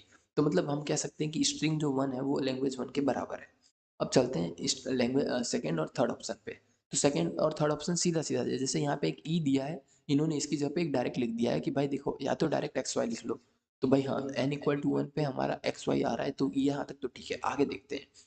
X plus X Y Y plus. अब ये चीज़ों में जल्दी आपसे गलती हो जाएगी। अगर हो रही है तो कोई दिक्कत नहीं, क्योंकि अभी हो रही है, पेपर में नहीं हो रही है। पेपर में नहीं होगी अभी अगर कर लेंगे तो, और अभी नहीं करेंगे तो पेपर में पक्का होने वाली, ठीक है। हाँ, नहीं हो, आई विश कि ना हो तो अच्छा है। अब यहाँ पे देखिए बहुत सारे लोग बोलेंगे यार ये तो बराबर है इसके बराबर, x की वैल्यू 2, y की वैल्यू 2, x की वैल्यू 3, y की वैल्यू 3, ये भी आ रहा है, लेकिन इसके अलावा और क्या आ सकता है इस पे समझने की कोशिश करते हैं। मान लीजिए एक्स वाई तो इधर है ही पहले से, अगर आपने n की वैल्यू 2 रखनी चाही तो आप इसे क्या करोगे, 1 इधर रखोगे, y की वैल्यू 1 रखोगे और आपका आंसर आ गया X Y X X two Y two, ठीक है। अगर आपने n की वैल्यू 3 रखनी चाहे तो आप इधर 2 बार x लिखोगे, एक बार पहले से है, इधर y एक बार पहले से, 2 बार y लिखोगे और आंसर आ जाएगा आपका बराबर इसके जैसे, आपको दिख रहा होगा। तकलीफ क्या है कि ये दोनों बाउंडेड नहीं है, मतलब ये कितनी बार भी लिख सकते हैं, ये भी कितनी बार भी लिख सकते हैं। तो मान लीजिए यहीं पे मैं 3 बार x लिख दूं और 2 बार y लिख दूं, तो क्या ये इस लैंग्वेज के बराबर है? तो आप बोलेंगे नहीं भैया ये दोनों तो इक्विवेलेंट नहीं है, ये दोनों जो लैंग्वेज है वो इक्विवेलेंट नहीं है। तो ये चीज़ समझ में आया कि भाई ये वाला क्यों रॉन्ग है। हाँ, ये चीज़ समझ में आ गया भैया। अब चलते हैं थर्ड नंबर पे। तो थर्ड नंबर भी एग्जैक्टली सेम है, एक्स प्लस वाई प्लस है। इसका मतलब एक्स वाई तो मिलेगा, X Y X x Y Y भी मिलेगा, X x x Y Y Y भी मिलेगा। प्रॉब्लम क्या है कि एक्स एक्स एक्स और वाई वाई 2 बार भी मिल सकता है। तो ये वाला कॉन्सेप्ट ही ये क्या दिखाता है कि ये जो लैंग्वेज है वो बड़ा लैंग्वेज है एज कम्पेयर टू इसके लैंग्वेज से। ये क्या बता रहा है, नंबर ऑफ एक्स और नंबर ऑफ वाई क्या है, एग्जैक्टली इक्वल है। और ये दोनों लैंग्वेज क्या बता रहे हैं कि भाई जो नंबर ऑफ एक्स है और जो नंबर ऑफ वाई है उसमें बस इतना है कि वो आपको कह सकते हैं ना किनली पॉजिटिव या किनली प्लस देंगे, मतलब number of X and number of Y is guarantee that it is greater than और इक्वल टू 1, बस इससे ज़्यादा कोई गारंटी नहीं दे रहे। ठीक है, अच्छा हाँ, दूसरा क्या कह रहे हैं इसमें एक और ध्यान देने वाली बात है कि भाई x के बाद y आ रहा है लेकिन y के बाद x नहीं आएगा। ये भी चीज़ ध्यान देने वाली है। इसे आप इस तरीके से बोल सकते हैं, अगर अच्छे से बोलना है कि the number of x and y in a given string is greater than and equal to 0, so is greater than and equal to 1 as well as, इसके साथ एज वेल एज या फिर and x is always followed by y, sorry y is always followed after x, तो मतलब पहले x आएगा फिर ही y आएगा। तो ये चीज़ आपको समझ में आ गई, इसका आंसर भी समझा दिया। तो 1 इज आंसर, तो ये a इज हमारा आंसर होगा, ठीक है। नाइन्थ पे चलते हैं। ओके, अब नाइन्थ में कैसा क्वेश्चन है जिसमें हमें एक काइंड ऑफ इनपुट आउटपुट दे दिया और हमें खुद से बताना है कि भाई क्या आंसर आ रहा है क्या नहीं आ रहा है। वेरी इजी, मजा आएगा, करके देखते हैं। ठीक है, ओके। तो एक्स पे अब ये आपको बनाना आना चाहिए, आई विश की आपको आ रहा हो, नहीं आ रहा तो थोड़ा लगता है, ठीक है। ओके, तो सबसे पहले चलते हैं कि बात करते हैं कि ये बनाया कैसे जाता है। तो देखिए जब ए है, ए पे आपने एक्स दिया, ये हमारा नेक्स्ट स्टेट है, किस पे जा रहा है, ए पे जब आपने 1 दिया तो वो जा रहा है डी पे, किस पे जा रहा है डी पे, और हमारा आउटपुट दे रहा है 0, ठीक है, आप ऐसा समझ सकते हैं। अब ए पे जब आपने 0 दिया, क्या दिया आपने, जब 0 दिया तो वो किस पे गया, बी पे, किस पे गया, बी पे, और आउटपुट क्या दिया हमारा 0, ऐसे समझ लिए, ठीक है। अब जब बी पे है, बी पे जब हमने 1 दिया तो वो बी पे ही घूम के आया और आउटपुट क्या था हमारा 1 था, ठीक है, कोई दिक्कत नहीं। उसके बाद फिर हमने देखा बी पे जब हमने 0 दिया तो वो गया सी पे, तो बी पे जब हमने 0 दिया वो गया सी पे, और जो हमारा आउटपुट आया वो आया हमारा 1। डन। अब जब हम सी पे थे तो सी पे जब हमने 1 दिया तो वो गया बी पे और आउटपुट आया उसका 0, कोई दिक्कत नहीं। जब हम सी पे थे उसका इनपुट हुआ हमें 0 और आउटपुट मिला सी पे डी, सॉरी हाँ, डी। तो सी पे जब हम 1 पे लेके गए, सॉरी 0 पे लेके गए तो हमें आउटपुट मिला 1, डी हो गया। डी पे जब हम 1 दिए, डी पे जब हमने 1 दिया तो हमें क्या मिला, बी, और आउटपुट मिला बी। तो डी पे जब हम गए 1 दिए तो मिला बी और आउटपुट मिला 1। जब डी पे हमने 0 दिया, डी पे हमने 0 दिया तो हमें आउटपुट क्या मिला, आउटपुट मिला सी और 0, मतलब स्टेट नंबर ट्रांजिशन हुआ सी पे, क्या देने पे 0 और आउटपुट में आया 0। ये हमारा बन गया एनएफए, बोल लीजिए स्टेट डायग्राम बोल लीजिए, कुछ भी बोल लीजिए, ठीक है। तो ये चीज़ तो हो गया। अब इसके बात करते हैं कि भाई क्वेश्चन क्या पूछा है। It is initial, it the initial if होना चाहिए शायद, it the initial state is unknown, initial state हमें नहीं पता, and the shortest input sequence to reach the final state of C. ये बोल दिया कि भैया सी जो है हमारा फाइनल स्टेट है, सॉरी, तो सी क्या है हमारा फाइनल स्टेट है। आपको बताना है कि ए बी डी में से कोई सा भी हमारा इनिशियल स्टेट हो सकता है। आपको ये बताना है कि सबसे छोटा सीक्वेंस जहाँ से हम सी पे पहुंचे जा सके। तो ऐसे क्वेश्चंस देखिए क्या है ना, टाइम कंज्यूमिंग होते हैं, मतलब अब इसमें मान लीजिए 4 मिनट आपके लगने वाले हैं, तो लेकिन 4 मिनट लग रहे हैं, लेकिन आपने 2 मार्क्स का क्वेश्चन तो कंफर्म किया। ऐसा तो नहीं है कि भाई आपका 2 मार्क्स का क्वेश्चन कंफर्म नहीं हुआ, क्योंकि आप 65 क्वेश्चन करने जा रहे हैं, हो सकता है आपको 55 क्वेश्चन आ रहे हैं, तो 55 क्वेश्चन 180 मिनट है, उसमें से आपने अगर 2 मार्क्स कंफर्म किए 4 मिनट लगा के भी, तो इट इज़ लाइक कि हम कम से कम 2 मार्क्स हो चुके हैं कंफर्म।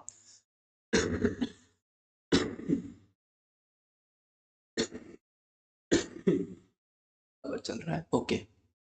अब बात करते हैं कि सॉल्व कैसे करना है। तो मान लीजिए पहले आपने ए को एक मान लिया, एक इनिशियल स्टेट, कि भाई ए मेरा एक इनिशियल स्टेट है, तो अब ए से सी पे जाने के क्या क्या रास्ते हैं ध्यान से देखने की कोशिश करते हैं। कलर चेंज कर लेते हैं, कलर ले लेते हैं ग्रीन। देखिए ए से सी पे जाने के रास्ते एक हैं कि ए से हम बी पे चले जाएं, फिर बी से सी पे चले जाएं, ठीक है। तो ए से पहले हम बी पे कैसे जा रहे थे, जीरो पे देने पे बी गए, और बी पे हमने दिया जीरो, वापस से जीरो जीरो दिया। लेट इट भी, एक और बार चेक कर लेते हैं, क्योंकि मुझे लग रहा है शायद मैंने गलत लिखा है, नहीं लिखा है, बिल्कुल सही, ठीक है। तो हमने एक बार दिया है तो जीरो वन, उसके बाद फिर हम कहाँ पे सी पे चले जा रहे हैं, डन, कोई दिक्कत नहीं। और क्या तरीका है कि भैया ए के बाद बी पे जाओ, फिर बी से बी पे ही घूमो, फिर सी पे जाओ। भाई बात हुई तो करना पड़ेगा। तो ए से सबसे पहले हम गए बी पे, अरे यार यहाँ पे थोड़ा सा गड़बड़ किया है। कुछ गड़बड़ तो है, लेट्स सी, एक बार तो मुझे कंफ्यूजन हो तो रहा है। ओके कोई बात नहीं। ए से बी पे गए तो हमने दिया जीरो, बी से फिर हम बी पे घूमे तो हमें आया वन, और फिर बी से सी पे गए तो हमें आया कौन सा, जीरो। तो ये हमारा एक और बना, एक हमारा सॉफ्टवेयर स्ट्रिंग बना जीरो जीरो, और दूसरा बना zero one zero. Just 1 minute, maybe I am doing something wrong. Like A पे हमने वन दिया तो आया गया डी पे विथ जीरो, ए पे हमने जीरो दिया तो गया जीरो, बी पे हमने वन दिया तो बी पे रहा, और बी पे हमने जीरो दिया तो सी पे गया विथ आउटपुट ऑफ वन, ठीक है। उसके बाद फिर ये तो सही है, और अगर हम ए को इनिशियल शॉर्ट मान के चल रहे हैं, तो ए से बी पे जाने में हमें लगा zero, okay, and then B से हमें सी पे जाने पे लिए लगा हमारा जीरो, ओके, जीरो जीरो हुआ, डन, या फिर जीरो वन जीरो, डन, कोई बात नहीं।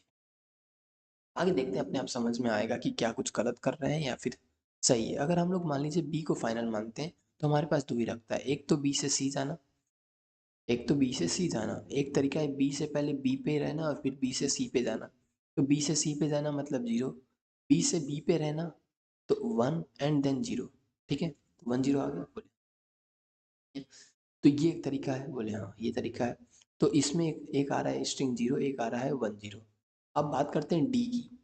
तो जब डी से अगर हमें जाना है, तो देखिए डी से जाने का रास्ता एक यही है, तो हम डी से जाने की कोशिश करेंगे, तो कैसे जाएंगे, डी से पहले हम जाएंगे बी पे वन दे के, और फिर बी से हम जीरो दे के कहाँ पे जाएंगे, सी पे, ओके।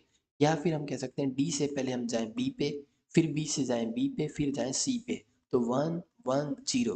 तो इसका जो मिनिमम स्ट्रिंग है वो आएगा one zero one one zero.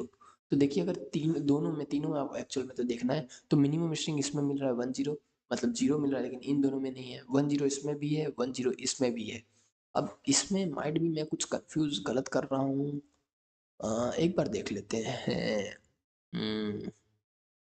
B से सी पे जाने में जो जीरो ही होता है। और अगर हम ए को फाइनल स्टेट मान रहे हैं, तो ए से पहले जीरो पे गए बी, बी से सी गए तो जीरो जीरो आया, या फिर ए से बी पे गए, फिर बी से बी पे रहे, एंड देन बी से सी पे गए, तो आएगा zero one zero, which is totally fine and I didn't understand. Okay, तो इसमें थोड़ा कन्फ्यूजन माइट भी, कोई कन्फ्यूजन रह गया है, बट इसका आंसर क्या होगा कि देख रहे आपको दोनों में देखने को मिला कि जो शॉर्टेज स्ट्रिंग है वो कितना है, वन जीरो, तो इसलिए इसका आंसर जो है वन जीरो है। ये मैंने सॉल्व किया था तब आई थिंक आ गया था इसका आंसर। माइट भी मैंने कुछ क्वेश्चंस में गलती की है। ए पे जब हमने वन दिया तो वो गया डी पे विथ आउटपुट ऑफ जीरो, जब हमने ए पे जीरो दिया तो वो गया बी पे विथ आउटपुट ऑफ जीरो, जब हमने बी पे वन दिया तो वो गया बी पे with output of one, and B पे जब हमने जीरो दिया तो वो गया सी पे with output of one. Is good out, all good, nothing problematic ना bro. Okay, let's continue with next question, and we will require more times maybe for question number 9. Okay, तो अब इसमें क्या लिखा है, which two of the following four regular expression are equivalent, तो कौन से दो ऐसे एक्सप्रेशन है जो इक्विवेलेंट है, तो समझने की कोशिश करते हैं कि चारों एक्सप्रेशन में लिखा क्या क्या। तो जो पहला एक्सप्रेशन है वो कहता है 0 0 का स्टार, उसके बाद एप्सिलॉन प्लस 0। Okay done. तो इसमें जो पहला आपको एक बार इससे मल्टीप्लाई करना पड़ेगा, एक बार आपको इससे मल्टीप्लाई करना पड़ेगा ना, यू गॉट द आंसर। तो ये है 0 0 का स्टार मल्टीप्लाई एप्सिलॉन, जो कोई फर्क नहीं डालेगा, प्लस 0 0 का स्टार उसके साथ 0। तो ये आपको क्या दिख रहा है, चाहे आप इसे ऐसे लिखें या फिर ऐसे लिख दीजिए, 0 0 0 का स्टार। अगर आपने थोड़ा सा भी पढ़ा है तो ये है ऑड नंबर और ये है हमारा इवन नंबर। तो ये जो पूरा एक्सप्रेशन है, ये पूरा एक्सप्रेशन आप इससे क्या कर सकते हैं, आइदर आप इवन नंबर लिख सकते हैं और ओड नंबर। एक टाइम पे आप एक ही चीज कर सकते हैं, या तो इवन लिखेंगे या तो ओड लिखेंगे। Done done. अब ये जो है ये ओनली इवन के लिए है, और ये जो है ये ओनली ऑड के लिए है। और जब हम इसकी बात करते हैं तो ये तो एनीथिंग है। अब anything with one input symbol मतलब क्या हो सकता है कि आप जी एप्सिलॉन लिखें, ठीक है। आप एक बार 0 लिखेंगे, आप दो बार 0, एक बार 3 बार, आप डॉट डॉट डॉट चलेंगे। तो आइदर या तो आप इवन नंबर होंगे, या तो आइदर ऑड नंबर होंगे, या तो एप्सिलॉन होगा। तो ये भी क्या देगा, या तो बी वाले की बात कर रहे हैं, ये क्या देने वाला है, या तो इवन, या फिर और में ऑड, या फिर और में एप्सिलॉन। तो अगर आप इसको भी देखें तो क्या ये भी एप्सिलॉन दे पा रहा है, बिल्कुल दे पा रहा है। अगर मैं यहाँ पे 0 लगा दूँ तो एप्सिलॉन, तो ये भी वो कर रहा है एप्सिलॉन। तो मतलब हम कह सकते हैं 1 and 3 are the equal ones. 1 and 3 कहीं है, okay, C number is the answer. Next question, ठीक है। ओके, तो नेक्स्ट क्वेश्चन पे आ गए हम लोग, 11वां नंबर क्वेश्चन है ये। तो अब देखिए, अगर मैं आपको समझाते हुए चल रहा हूँ, लगभग 54 मिनट हुए अराउंड, हम 11वें क्वेश्चन पे पहुंच गए हैं। तो मतलब हम 3 घंटे में अराउंड 30 क्वेश्चन तो कर ही सकते हैं, हाँ, अगर ऐसा देखा जाए तो पेपर में हमें क्या करना है, 60 क्वेश्चन करना है। तो मतलब अभी तो समझ के कर रहे हैं, उस समय तो रफ्तार में कर रहे होंगे ना। ओके। सबसे पहले समझते हैं लिखा क्या है, कि L is the subset of set of all string over a symbol input of a and b। Okay, ये चीज समझ में आया। अब इसमें क्या ट्रू है क्या फॉल्स है ये बताना है। तो देखिए, पहला वाला लिखा हुआ है कि जो लैंग्वेज है एल, पहले वाले में वो क्या लिखा है कि x has equal number of A's and equal number of B's. तो x के पास जो a और b का जो नंबर है वो इक्वल होना चाहिए। क्या ये रेगुलर है? ठीक है, आगे बढ़ते हैं, पहले समझने एक एक क्वेश्चन पढ़ लेते हैं। अब a एंड b एन, इसमें n is greater than equal to 1 is regular. तो हमें ट्रू पूछा है, ये भी ध्यान रखना है कौन सा ट्रू है कौन सा फॉल्स है। x has more as than b's is regular, ठीक है। A N b m is n regular. तो समझने की कोशिश करते हैं कि रेगुलर और नॉन रेगुलर के बीच में क्या फर्क है, या फिर आप इसे कहिए regular and context free language के बीच में क्या डिफरेंस है। तो रेगुलर लैंग्वेज क्या कहता है कि आपने अगर दो इनपुट दिया है ए एंड बी, तो इन दोनों के ऊपर या तो ये फाइनाइट स्टेट हो, मतलब फाइनाइट स्ट्रिंग हो, या फिर ये दोनों आपस में इंटरडिपेंडेंट ना हो। क्या ना हो, इंटर सॉरी, ये क्या ना हो, इंटरडिपेंडेंट ना हो। अगर ये इंटरडिपेंडेंट नहीं है या फिर फाइनाइट नंबर में है तो आप इसे रेगुलर कहेंगे। अब आपको दिख रहा है कि सारे ही कैसे हैं, इन्फिनाइट नंबर में, हाँ। उसके बाद कौन सा वाला टर्म किस पे डिपेंडेंट है, तो इसमें देखिए लिखा है कि equal number of A's and B's. तो मतलब ए और बी इक्वल नंबर में होने चाहिए।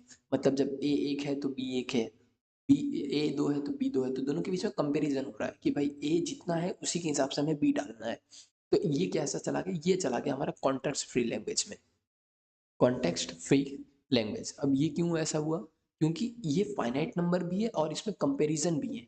जब फाइनाइट भी नहीं हो, इन्फिनाइट हो प्लस कंपैरिजन हो, तो हम कहेंगे कि ये अपना कॉन्टेक्स्ट फ्री लैंग्वेज है। इसे हम किससे बना सकते हैं, with the help of PDA, not the finite state automata और एनएफए और डीएफए। डन। उसके बाद बात करते हैं कि जब दूसरा आता, अच्छा यही फाइनाइट में होता, जैसे किसी ने बोला equal number of A's and B's, and वो कितना होना चाहिए 3 and 4, then we can get, क्योंकि उसमें एक वैलिडेशन दे दिया कि भाई आपको इतना बनाना है। तो उसके लिए हम डीएफए क्रिएट कर सकते हैं, लेकिन जब वो एन टर्म है या फिर अनलिमिटेड टर्म है या इन्फिनाइट टर्म है जिसे हम कहें, तो फिर वो हमारे लिए मुश्किल है। जैसे कि अब ए प्लस बी का होल स्टार हमने बोला, तो वो भी इन्फिनाइट टर्म है, लेकिन कैसा है, वो एक दूसरे पे डिपेंडेंट नहीं है, देन वी कैन क्रिएट। तो वो वाली चीज़ें हैं। ओके, अब दूसरा क्वेश्चन जब देखेंगे, जब दूसरा एग्जाम्पल, इसमें भी क्या है, A N B N same ही है, बस इसमें क्या है कि एन उसमें जो इक्वल नंबर लिखा है, इसमें भी एक तरीके से इक्वल ही नंबर है, कोई अलग नहीं है, बस इसमें इक्वल नंबर लिखा है। तो इसका मतलब ये ए के बाद बी के बाद ए भी आ सकता है, लेकिन इसमें क्या होगा, ए के बाद बी ही आएगा, इतना आपका ध्यान रखने वाली बात है। उसके बाद जब बात करते हैं तीसरे में, तो फिर से वही लिखा है कि मोर एज देन बी, मतलब कि आपने अगर ए को 2 रखा है तो बी को आपको कम ही रखना पड़ेगा, तो फिर से कंपैरिजन हो रहा है, इसलिए ये भी कैसा है, नॉट रेगुलर।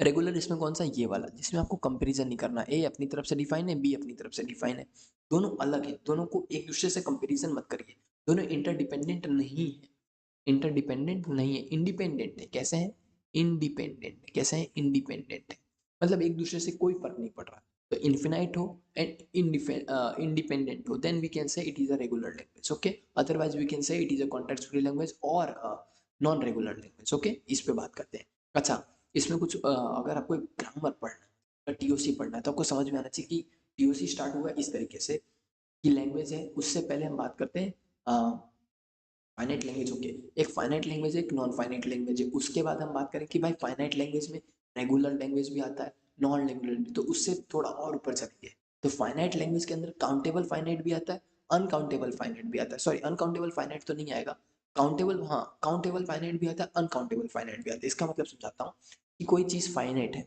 मतलब आप जिसे हम निकाला जा सकता है, ऐसा चीज जिसे हम निकाल सकते हैं, या फिर जिसे हम नहीं भी निकाल सकते। मान लीजिए अब जैसे मैंने बोला कि इवन नंबर का क्या एनएफए बन सकता है, बिल्कुल बन सकता है। कितनी स्टेट की जरूरत पड़ेगी, केवल 2। क्या हमें डीएफए एनएफए बना सकते हैं, डीएफए बना सकते हैं, हाँ। तो ये देखिए इनफाइनाइट भी है, लेकिन कैसा है, रेगुलर है। क्यों रेगुलर है, कि भैया इन्फिनाइट है, कोई दिक्कत नहीं, लेकिन हम इसे फाइनाइट स्टेट या एनएफए या डीएफए में बना पा रहे हैं। तो जिस चीज को हम बना पा रहे हैं एनएफए डीएफए में, जिसका हम फाइनाइट स्टेट ऑटोमेटा बना पा रहे हैं, उसे हम रेगुलर लैंग्वेज कहेंगे। ठीक है, तो इसका आंसर क्या होगा, डी होगा।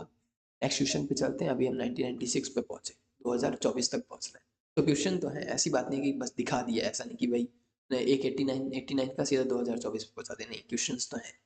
ओके, अब इसमें क्या लिखा है कि अब ये, हाँ, following set of not countable. अब आपको ये चीज़ समझनी पड़ेगी कि कुछ चीज़ फाइनाइट है, देन नॉन काउंटेबल है, कुछ चीज़ इनफाइनाइट है, उसमें देखते हैं। तो देखिए कुछ चीज़ फाइनाइट होती है, कैसी होती है, फाइनाइट, और कुछ चीज़ कैसी होती है, इनफाइनाइट। तो जब फाइनाइट होती है तो उसमें दो वे होते हैं, कि फाइनाइट है मतलब जिसे हम डिफाइन तो कर सकते हैं, लेकिन वो अनकाउंटेबल है, और एक काउंटेबल है। जैसे मैंने बोला कि भाई टू को 1 2 3 बोलो 100 तक, तो इसमें मैंने क्या बताया, फाइनाइट प्लस काउंटेबल। मैंने बोला 1 2 3 बोलो, 1 2 3 आता है, बोले हाँ, कहाँ तक आता है, इनफाइनाइट तक, मतलब नॉट काउंटेबल, एक तरीके से हम इसे बोल सकते हैं नॉट काउंटेबल। लेकिन पता है, अगर आप क्या बोलना शुरू करेंगे तो क्या नहीं बोल पाएंगे, बिल्कुल बोल पाएंगे। 1 lakh 1, 1 lakh 2, 1 lakh 3, 1 lakh 4, 1 lakh 5, dot dot dot चलते रहेगा। तो इसे हम क्या कहेंगे, फाइनाइट तो है बट अनकाउंटेबल है। इसे समझने वाली बात है। फिर इन्फिनाइट में कैसा आएगा, ऑफ कोर्स इन्फिनाइट में भी कैसा आ सकता है, काउंटेबल आ सकता है, जो मैंने आपको दिखाया, फाइनाइट के अंदर काउंटेबल है और इन्फिनाइट के अंदर भी अनकाउंटेबल भी है। तो जब इसे पे नॉट काउंटेबल, इसका मतलब इन्फिनाइट तो होगा ही, फाइनाइट की तो बात ही नहीं कर रहा, इसमें नॉन काउंटेबल मुश्किल काम है। तो इन्फिनाइट के अंदर ही काउंटेबल है, नॉन काउंटेबल की बात करें, फाइनाइट है तो ऑफकोर्स काउंटेबल तो हो ही जाता है, तो इसे छोड़ देते हैं हम। उसके बाद फिर बात करते हैं, अब देखिए इसमें कैसा है, set of whole string over epsilon.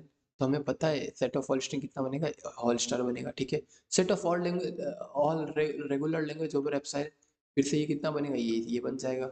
Set of all language over input symbol accepted by Turing machine, तो ये भी ऐसा कुछ बनेगा, मतलब एक्सेप्टेड। लेकिन इसकी बात करेंगे तो इसका कॉर्डेंस सर ने एक फॉर्मूला दिया हुआ है कि 2 की पावर एप्सिलॉन क्लोजर, ये इसका टोटल फॉर्म बनेगा। तो ये एक तो इन्फिनाइट है प्लस अनकाउंटेबल है।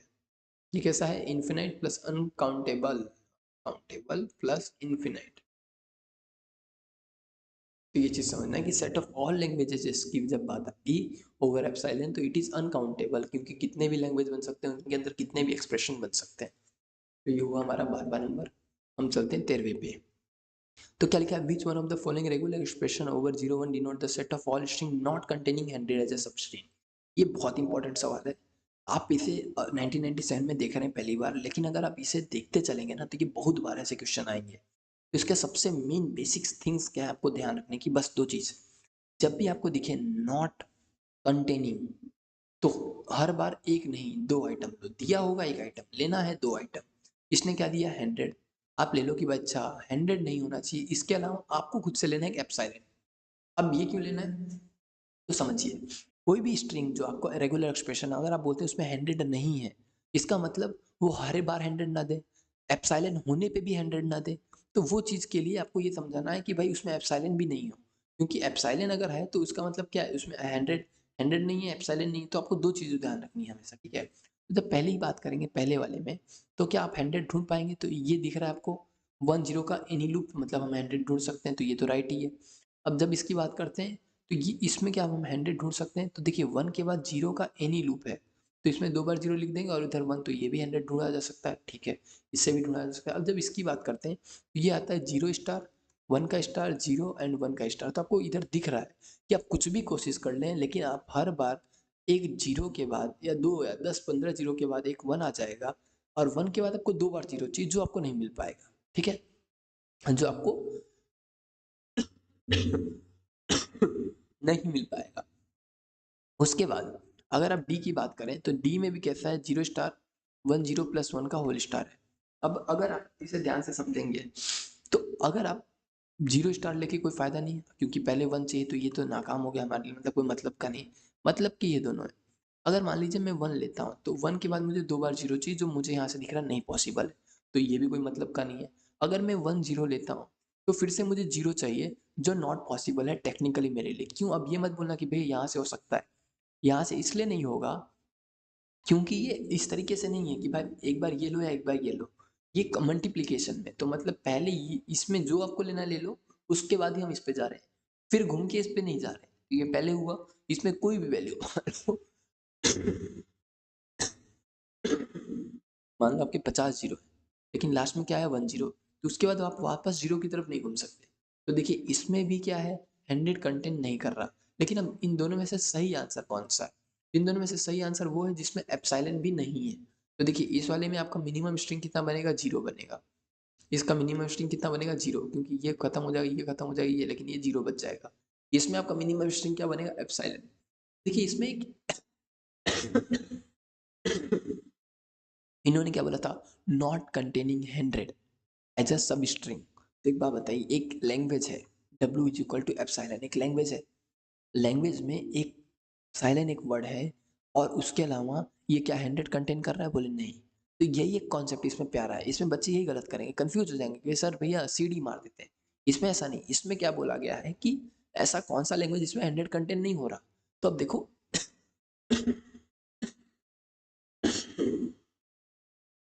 ओनली जब बात होगी कि भाई 100 कंटेंट नहीं हो रहा, तो आपको एप्सिलॉन लगा देना, बस इससे करना ही नहीं है, ठीक है। तो इसमें एप्सिलॉन, इसमें एप्सिलॉन नहीं, तो ऑफकोर्स ये वाला आंसर होगा। इसमें एप्सिलॉन नहीं है और 100 भी नहीं है, बस इतना ध्यान रखना। फिर चलते हैं क्वेश्चन नंबर 14 की तरफ।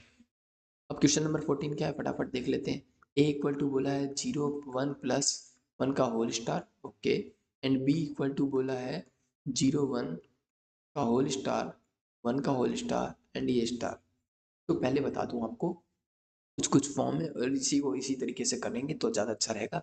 जैसे a प्लस बी का होल स्टार हुआ, वो इक्वल टू होता है a स्टार बी स्टार का होल स्टार के बराबर, ठीक है। ये चीज़ समझ में आया। या फिर ये इक्वल टू होता है बी स्टार ए स्टार के होल बराबर। तो यहाँ पे अगर मैं इसे a बोल दूँ, इसे b बोल दूँ, तो क्या ये a और b ही है। तो क्या ये फॉर्म बन रहा है a प्लस बी का होल स्टार, और यहाँ पे ये फॉर्म बन रहा है a स्टार बी स्टार का होल स्टार। तो मैं कह सकता हूँ कि ये दोनों इक्वल है। अगर ये दोनों इक्वल है तो इसका आंसर ये होगा 14। अभी देखिए ये स्पीड तरीके से कर रहा हूँ, तभी आपको लगा कि अभी ये स्पीड थोड़ा बहुत यार, एक दो एग्जीक्यूशन को हम जाने देते हैं कि भाई इसमें कोई ज़्यादा इंपॉर्टेंट है नहीं। आप अगर आप भी ये 10 15 इसके जितने भी होते हैं अलग अलग वे वो पढ़ ले, तो आपको समझ में आ जाएगा कि भाई ऐसे क्वेश्चन तो डायरेक्ट हो जाएंगे। ओके, हाँ दिस क्वेश्चन इज गुड, मतलब मेरे हिसाब से अच्छा क्वेश्चन है। क्या बोला है कि हमें DFA बनाना है, उसके अंदर कितने स्टेट हो वो बताना है। DFA के अंदर which of the following set can be recognised by the deterministic finite state automata, मतलब एक हमें डीएफए बनाना है या फिर हम किस इनमें से कौन से का डीएफए बना सकते हैं। तो सबसे पहले बात करते हैं तो डीएफए क्या है। डीएफए बनता है रेगुलर लैंग्वेज का या रेगुलर ग्रामर का या रेगुलर एक्सप्रेशन का। तो सबसे पहले पता लगे क्या इसमें कुछ ऐसा है, अगर होगा तो वी कैन, अगर नहीं होगा तो वी कांट। ओके, तो जब सबसे पहला वर्ड पढ़ेंगे तो आपको क्या लिखा है, the number 1 2 dot dot dot dot dot dot चल रहा है, रिटर्न इन बाइनरी, बाइनरी में रिटर्न है। तो 1 को बाइनरी में 1 लिखते हैं, 2 को 10, 4 को 100, 8 को 1000, 16 को 100। तो ये तो समझ में आ रहा है। क्या आप इसका डीएफए बना सकते हैं? तो देखने में ये ऐसा लग रहा है कि 1 1 के बाद 0 स्टार, क्योंकि पहली बार में एप्सिलॉन, दूसरी बार में एक बार 0, दूसरी बार में 2, तीसरी बार में 3, चौथी बार में 4। ये बन गया 1 और 0 का स्टार। तो ये तो बहुत ईजी है भैया, ये तो हम बना सकते हैं। ये हो गया हमारा एनएफए। अगर एनएफए बन सकता है तो डीएफए बन सकता है, क्योंकि हमें पता है कन्वर्जन होता है। अगर एनएफए डीएफए दोनों बन सकता है तो ये लैंग्वेज कैसा है, एक रेगुलर लैंग्वेज है जिसका हम डिटर्मिनिस्टिक फाइनाइट ऑटोमेटा बना सकते हैं। तो बाकी तीन को क्या करने, छोड़ दें? नहीं, बिल्कुल हम थोड़ा देखेंगे इसमें भी, क्योंकि फ्यूचर में अगर इस पे से क्वेश्चन आ गए तो। अब चलते हैं हम यूनरी, यूनरी के बाद। तो अब लिखा है इन्होंने भी सेम क्वेश्चन है, लेकिन अब यूनरी में। तो यूनरी में कैसे लिखते हैं, क्योंकि उसमें एक ही सिंबल होता है 1, 2 के लिए 1 1, 3 के लिए 3 है नहीं सॉरी 4 के लिए 1 1 2 4 बार, फिर 8 के लिए 1 1 1 1 1 1 1 1, ये 8 बार। तो क्या आप इसे बना सकते हैं? तो ध्यान से देखेंगे तो ये किस फॉर्म में जा रहा है, एक बार 1 है, एक बार 2, एक बार 4, एक बार 8। मतलब आप इसे लूप में भी घुमा नहीं सकते। समझने की कोशिश करिए कि इसे क्यों नहीं बनाया जा सकता। क्या इसे आप डीएफए बना सकते हैं? क्योंकि ये क्या बोल रहा है, पहला कंफर्म कर दो। अब आप डीएफए में क्या कर सकते थे, दूसरा कंफर्म, अब इन्होंने बोला दूसरा भी कंफर्म कर दो, चलो मैंने दूसरा भी कंफर्म कर दिया। अब मैं क्या लूप लगाऊं, तो लूप लगाऊंगा तो दूसरा तीसरा तो नहीं होगा, चौथा हो जाएगा। तो बोला ओके गुड, लेकिन चौथे के बाद पांचवा भी हो जाएगा, ये प्रॉब्लम है। पांचवे के बाद छठा नहीं होगा, सातवां भी हो जाएगा, आठवां भी हो जाएगा, लेकिन मेरे को ओनली आठवां कराना था। तो मेरी मजबूरी है कि फिर मैं वापस से खींचूंगा, कौन सा वाला, पहला हो गया, दूसरा हो गया, तीसरा नहीं होगा, चौथा होगा, तो चौथे पे खींच दिया। क्या चौथे से करूंगा तो काम बनेगा? नहीं, जैसे जैसे नंबर आप बड़ा करेंगे ये पक्का आपको रॉन्ग आंसर देगा। तो आप इसका क्या नहीं बना सकते, आप इसका डीएफए या एनएफए नहीं बना सकते। तो ये एक रेगुलर लैंग्वेज भी नहीं है। ठीक है, ये चीज़ आपको समझ में आना चाहिए। अच्छा, अब आप ये मत बोलना कि भाई ये 1 स्टार ही, तो ये 1 स्टार नहीं। 1 स्टार में क्या होता है, एप्सिलॉन होता है, 1 होता है 2 बार, 3 बार, हर बार होता है। लेकिन इसमें क्या 1 की पावर 2 एक तरीके से एन लिख दें। समझ में आ रहा है? तो ये एक तरीके का कॉन्टेक्स्ट फ्री लैंग्वेज है। ठीक है, ये हम आपको दिखा देंगे आगे, कोई दिक्कत वाली बात नहीं है। ओके, अब बात करते हैं। हाँ ओके, दूसरा कलर ले लेते हैं, थोड़ा ये रख। ओके, तीसरा है a set of binary string in which the number of zeros is same as the number of ones। मैंने कितनी बार बता दिया, नंबर ऑफ वंस बोला equal to number of zeros. एक अगर स्ट्रिंग है तो ये मतलब कॉन्टेक्स्ट फ्री लैंग्वेज है। ऐसा याद ही कर लेना कि जिसमें कंपैरिजन मतलब कॉन्टेक्स्ट फ्री लैंग्वेज, बात खत्म। अब इसमें क्या बोला, एक सेट है 1 1 0 1 1 1 0 1 1 1 1 1 0 1 1। तो इसमें आपको क्या दिख रहा है कि आगे जितनी बार 1 लेंगे, बीच में एक जीरो, कोई दिक्कत नहीं है हमारे, लेकिन पीछे भी उतनी बार ही 1 लिखना है। मतलब ये दोनों डायरेक्टली और इनडायरेक्टली क्या किए जा रहे हैं, कंपेरिजन हो रहा है। तो जैसे कोई चीज़ कंपेरिजन होगा आपको ध्यान आना चाहिए भैया ये तो है हमारा कॉन्टेक्स्ट फ्री लैंग्वेज। ठीक है, ये चीज़ समझ में आना चाहिए। चलिए अब चलते हैं नेक्स्ट क्वेश्चन पे, 16। अब क्या लिखा है, the string 1101 does not belong to the set. अब ध्यान से, मैंने आपको पहले बता दिया है, अरे भैया ये वाला तो मैं खुद से करूँगा, खुद से। ठीक है, कैसे खुद से करेंगे, बोला है 1101 नहीं होना चाहिए, इसके अलावा नहीं बोला है जो मैं बताऊंगा, एप्सिलॉन नहीं होना चाहिए। ठीक है, अरे गुड गुड, सॉरी।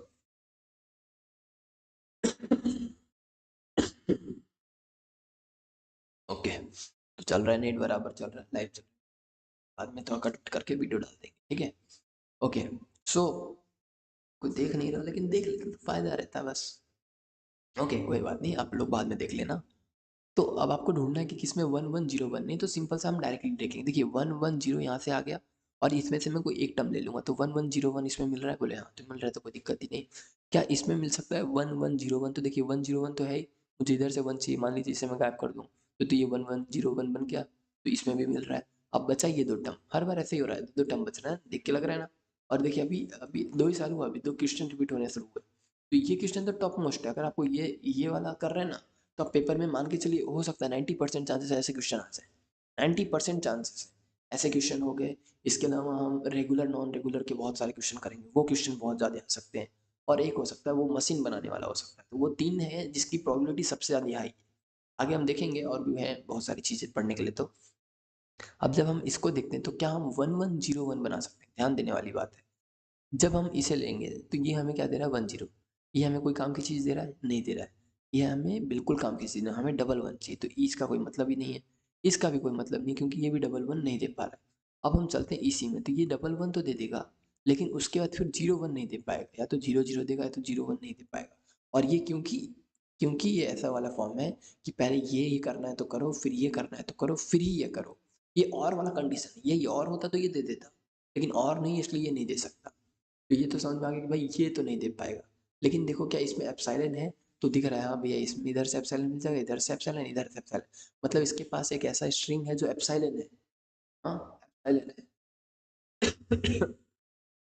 लेकिन मैंने क्या बोला, एप्सिलॉन एक ऐसा स्ट्रिंग है जिसके अंदर भी 1101 नहीं होता है।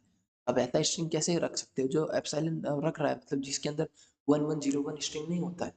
ठीक है, तो आप ऐसा नहीं रख सकते। उसके बाद फिर अब इसमें देखें तो इसमें भी वही हाल है कि 0 0 कोई काम नहीं है, 11 चाहिए भाई, लेकिन 11 के बाद फिर 10 नहीं, 01 नहीं मिल पाएगा क्योंकि इधर दिख रहा है 01 का कोई कॉन्सेप्ट ही नहीं है। लेकिन फिर क्या इसमें एप्सिलॉन आ रहा है? तो इसमें एप्सिलॉन आ रहा है कि नहीं ये देख लेते हैं। इसमें भी मुझे तो एप्सिलॉन दिख रहा है आते हुए। तो देखिए इसमें भी क्या हो रहा है, ये पूरा एप्सिलॉन बन जाएगा क्योंकि स्टार है, तो एप्सिलॉन और उसके बाद 0 का स्टार, तो ये भी पूरा एप्सिलॉन बना देगा, मतलब ये भी हो जाएगा पूरा एप्सिलॉन। तो इसमें भी एप्सिलॉन है और इसमें भी एप्सिलॉन है। तो क्या लिखा है कि does not belong to the set, जो किसी सेट से बिलोंग नहीं कर रहा है। जिसमें जिसमें एप्सिलॉन है वो हमारा डज नॉट बिलोंग वाला है, तो ये हमारा डज नॉट बिलोंग है, और ये मतलब ये हमारा राइटर। ठीक है, कौन सा बिलोंग नहीं कर रहा, आप कंफ्यूज तो नहीं हो रहे ना? कहाँ गया वो डज नॉट बिलोंग वाला, ये वाला देखिए, डज नॉट कंटेन स्ट्रिंग, तो जिसमें एप्सिलॉन था वो हमारा एग्जैक्ट राइट आंसर हुआ, जिसमें एप्सिलॉन नहीं था वो हमारा राइट आंसर नहीं, क्योंकि एप्सिलॉन भी क्या बता रहा है, जो 100 है, तो माइट भी मैं यहाँ पे थोड़ा सा राउंड लिख दिया हूँ, इसका आंसर क्या होगा? डी। तो मतलब समझिए जिसमें एप्सिलॉन है, मतलब एक स्ट्रिंग है जिसमें एप्सिलॉन है, तो एप्सिलॉन भी तो ऐसा एक वर्ड है जिसमें 100 नहीं आता, या फिर 1100 नहीं आता, तो जिसमें जिसमें एप्सिलॉन आ रहा है वो भी होना चाहिए कि भाई देखिए एक चीज़ अगर आपको 100 दिया है, तो 100 का मतलब क्या है कि भाई 100 नहीं आना चाहिए और एप्सिलॉन आना चाहिए, बस दो चीज़ आपको ध्यान रखना है। ठीक है, तो ये हो गया आपका क्वेश्चन। अब मैं आंसर बता दिया सी एंड डी। ठीक है, अब देखिए ये सेम क्वेश्चन है, इस पे तो बिल्कुल नहीं बात करूँगा, बस इसमें क्या करना है, नॉन जीरो की बात की, जीरो की बात नहीं की, तो इसमें जब जीरो लगता है तो 1 आता है, जब जीरो नहीं लगा तो इसका आंसर ये होगा। आगे बढ़ जाएंगे, बिल्कुल इस पर डिस्कस नहीं करेंगे।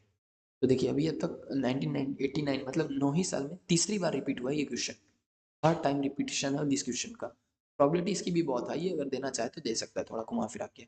अब देखिए इसमें क्या, let L be the set of all binary string whose last two symbol are same, इसका लास्ट टू सिंबल सेम है, number of state in the minimum state of deterministic finite automata accepting L, last दो symbol कहता है same होना चाहिए। ठीक है, तो इसका मैं आपको बना के दिखा देता हूँ कि किस तरीके से बनता है।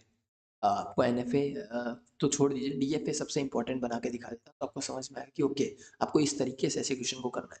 तो अगर किसी ने बोला लास्ट टू स्टेट करना है, ठीक है, लास्ट टू स्टेट, समझिए एक अगर ए है, यहाँ से एक जीरो निकलेगा एक वन निकलेगा, बोले हाँ, फिर ये एक और बार जीरो निकलेगा, तो ये देखिए लास्ट टू स्टेट हो गया, बोले हाँ, यहाँ से एक और बार जीरो निकला, सॉरी यहाँ से क्या निकलेगा, वन। अच्छा अब बोलेंगे यहाँ से जीरो की बात, अभी हम जीरो की बात नहीं कर रहे, अभी हम बोल रहे हैं कि भाई लास्ट स्टेट की बात कर रहे हैं, तो सबसे छोटा स्ट्रिंग क्या होगा इसमें, डबल जीरो डबल वन, क्योंकि लास्ट के दो स्ट्रिंग कैसे होने चाहिए, सेम होने चाहिए, तो डबल जीरो डबल वन मेरा सबसे छोटा स्ट्रिंग होगा, तो मैं इसे क्या बना दूंगा, फाइनल स्ट्रिंग बना दूंगा, इसे भी मैं क्या बना दूंगा, फाइनल बना दूंगा। इसमें मैं नाम दे देता हूँ बी, इसमें सी, इसमें मान लीजिए डी, और इसमें मान लीजिए ई। ठीक है, ये चीज़ हो गया, तो बोले अब समझने की कोशिश करते हैं कि अगर मान लीजिए जीरो के बाद मेरे को वन वन करवाना है, तो कैसे करवाऊंगा, तो जीरो आ गया, फिर वन वन चाहिए, तो मैं यहाँ से इसे वन यहाँ पे भेज दूंगा कि भाई वन वन हुआ, लास्ट दो स्ट्रिंग क्या होनी चाहिए, सेम होनी चाहिए, हो गई। अगर मान लीजिए वन के बाद जीरो जीरो करवाना है, तो वन वन के बाद जीरो जीरो करवा दिए, तो क्या हो जाएगी, लास्ट के दोनों स्ट्रिंग कैसे हो जाएंगे, सेम सेम हो जाएंगे, दिक्कत नहीं। जीरो के बाद लास्ट के स्ट्रिंग कैसे होनी चाहिए, सेम होनी चाहिए, आप कितनी बार भी डालें, तो जीरो इसमें कितना भी लूप घुमा सकते हैं, बिल्कुल भैया। इसमें वन के बाद कितनी भी बार वन डालें, कोई दिक्कत नहीं, ये भी घूम गया। अब लेकिन बात ये है कि वापस से किसी ने अगर यहाँ पे वन डालने की कोशिश की तो क्या आना चाहिए, वन डालते ही डबल बार वन आके खत्म होना चाहिए वैल्यू, तो वन डालते ही डबल बार, एक बार दो बार आके वैल्यू खत्म होनी चाहिए, फिर से फाइनल। और जीरो डालते ही क्या होनी चाहिए, डबल बार वैल्यू जीरो आके फिर से फाइनल पे आनी चाहिए, तो ये इसका क्या है, कह सकते हैं DFA है, उसका सबसे छोटा स्टेट बनाने का, सबसे छोटा या minimum state on DFA which can make that last two digit of any string is always same. Okay, so it is what that is. So this is the answer is 5. Simple short बनाना आएगा आपको। ऐसे बहुत सारे NFA बनाने हैं, अगर आपने नहीं बनाए तो आप बनाइए, धीरे धीरे बनाइए, DFA बनाइए, तो इससे क्या होगा, आपका नंबर ऑफ प्रैक्टिस भी बहुत ज़्यादा बार होगा। जैसे मैंने ये क्वेश्चन देखा तो मुझे ये ध्यान है, मैंने इसे कम से कम 4 से 5 बार बनाया है, तो इसलिए मैं बना पा रहा हूँ, क्योंकि अब ये चीज़ ध्यान में आ गई कि भाई लास्ट 2 डिजिट, अब लास्ट 3 डिजिट बोलते थे तो क्या करते हैं, अब ऐसा नहीं कि बस एक बना लिया तो भूल गए, अब इसी में चलिए कम थोड़ा सा एडजस्टमेंट कर लेते हैं बस, और क्या होगा। जैसे देखिए लास्ट 3 डिजिट की बात की, तो लास्ट 3 डिजिट पे फाइनल बना दिया, लास्ट अब 0 पे भी होगा, ये उसके बाद ये 0 के लास्ट 3 डिजिट फाइनल बन गया। फाइनल बनने के बाद एक बात बताइए, लास्ट 3 डिजिट पे 0 चाहिए, 1 कितनी बार भी घूम सकता है, 0 कितनी बार भी घूम सकता है, घुमा दिया। अब 1 के बाद अगर 0 आएगा तो क्या करेंगे, 1 के बाद 0 आएगा तो इधर भेज देंगे, वो अपना संभाल लेगा। 0 के बाद 1 आए तो क्या करेंगे, इधर भेज देंगे, वो अपना संभाल लेगा। अच्छा, इसमें अगर क्या हो गया, इसमें अब जैसे 1 का तो हो गया, अब 0 आए तो क्या करेंगे, 0 को इधर भेज देंगे, संभाल लेगा। ये वाला क्या करेगा, 1 को इधर भेज देंगे, संभाल लेगा। तो इसमें क्या हुआ, बस 2 और स्टेट बढ़ गए, मतलब 4 के लिए कितने होंगे, 7 हो गए, इस तरीके से करना है। तो मतलब जहन में उतर जाना कि लास्ट 2 वाले के लिए ऐसे क्वेश्चन करने हैं, स्टार्टिंग 2 वाले के लिए कैसे करने हैं हमने देखा, लास्ट 2 वाले के लिए कैसे करने हैं, ऐसे-ऐसे करके क्वेश्चन देखेंगे, ठीक है? ये हो गया। क्वेश्चन नंबर 19 पे चलते हैं। क्वेश्चन नंबर 19 बहुत ही प्यारा क्वेश्चन है। क्या लिखा है, the regular expression the minimum state finite automation that recognise the language represented by the regular expression contain. Okay,